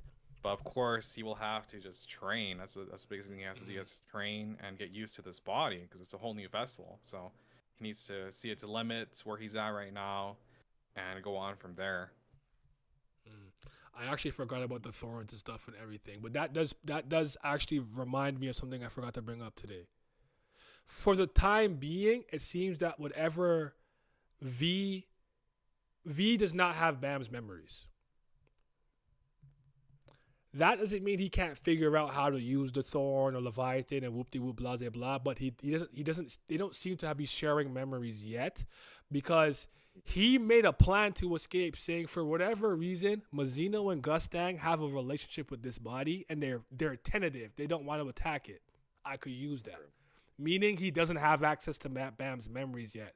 I don't know how that makes things play out. Do they merge later on and become one cohesive unit or one cohesive like memory bank. But my whole point, I wasn't calling V at prime right now. I'm saying, let's say 3 years go by and now V is used to the body, but he's only gotten back to the level of strength he was before his death. I don't think he's strong enough. If he's going to get stronger, it's a different story. That's all I'm saying. Yeah, I don't think he's at the level now. However, we can't ignore the fact that he did tap Traumerei, almost bodied him. And he does have access to 2 thorns, which he didn't use. They did say that Traumerei was tired and that he did use like the commotion to sneak him. I'm not downplaying that in any capacity. I'm just adding context. Yeah, I know the exhaustion thing. I understand. But if apparently he thinks he has enough destructive force currently in him to destroy him without the thorns. Yeah. So. Even in an exhausted state, that's still that's a family hit. That's still very impressive. And V's not used to the body yet at all. Right. So, without thorns being ignited, I mean, I would probably pair him up at the same level as Luslec possibly. But if it can at least ignite the first thorn, then I don't know what that does, man. That's just because the first thorn is all stat increase basically. Then where does that put him? Oof. So that's what I'm saying. I thought that he would do that. That's what we talked about before he attacked Traumerei, that he would ignite it, but he didn't really need to. Even if he got a sneak attack, and he didn't need to. So. I think that's crazy with a little bit of training and training to the body and whatever else he'll need to learn. Mm-hmm. I think all the potential that Baam had, well, it'll tell us what we basically. Is it Baam's body that has the potential to basically to copy techniques and learn everything, or was that Baam himself, the soul of Baam? Okay. I think it's the body, to be honest. I think the body, it's kind of what I was talking about earlier, where I think it's the body was made to do these things so that he could kill them all. But that'll answer the question, once we, get to see the inner workings and everything. Mm. Okay. So revenge is the theme. Sneak attack V wanted the same woman and killed his son. I think if Urek wasn't there, you could have finished off Gustang, especially if you were to figure out the true self form mid-battle. Oh, fair enough. Well, right. We spoke about a lot of things. I think the series is definitely moving in an interesting direction. You guys stay tuned because I definitely want to get us in a big stream with Dr. Bonehead and Haku and those guys. Just remember, they're not caught up. They only read officials, so we'll probably record an off stream and I'll throw it up. I'm planning it out still. I'll let you guys know. It might end up being a really early January thing instead of a late year stream. Just depending on how time goes and stuff. But if you want to plug or say anything to the people, now's a chance. Go ahead. Obviously, your stuff will be in the comment section, but I'm just saying if you want to. It'd be great, like what Animal said before, if we do go on a hiatus, that it maybe allows them to catch up. That would be pretty great. I was able to do that last time, or one of the times I think, because it was on break. Yeah, that'd be wonderful. That's being optimistic. It is 3 months though. It's 12 chapters. 3 months. Yeah, let's be a little bit optimistic. But that would be great if we could. But otherwise, yeah, I'm down to do a stream. I think I'll be able to contain myself enough. I just have to mute my mic and think about everything before I say it. But what I always do is I go to the latest chapter and I count and I count 12 back. So okay, so we're here officially, and it's do not mention any of these things for the most part. Or I just kind of just ask questions and let them answer and don't even comment because I'm afraid to spoil something. So that's usually what I do. So yeah. They said yeah. Oh, this is your first stream? Well, it was nice. It was nice. I do these every Monday. Usually start around 3 p.m. Eastern Standard Time, 3:30 Eastern Standard Time. I do also stream on Twitch. The live reactions on Twitch, the discussions on YouTube. I know people are always like, why don't you just simulcast? My laptop does not have the capacity. It will blow up. My internet is too bodega, and my internet and my laptop is too beat up. It's not gonna work. So some upgrades are gonna be coming though. So we'll see if we can get that. Stay tuned and everything. But yeah, I'm gonna go play some video games now, and to see what my girlfriend is doing. Yeah, thanks guys. Thanks for this. Yeah. Anybody in the chat, if you don't know my page, Ordering Mark on YouTube, mainly Tower God content, some other stuff. Check me out. Do got a Discord too. If you are looking for another place to chat. But yeah, thanks, Naya. Appreciate it. Of course, anytime. And Animal, good to speak to you, brother. Yeah, nice to see you, Mark. Have a good one. All right, y'all. Take care, guys. We out. One time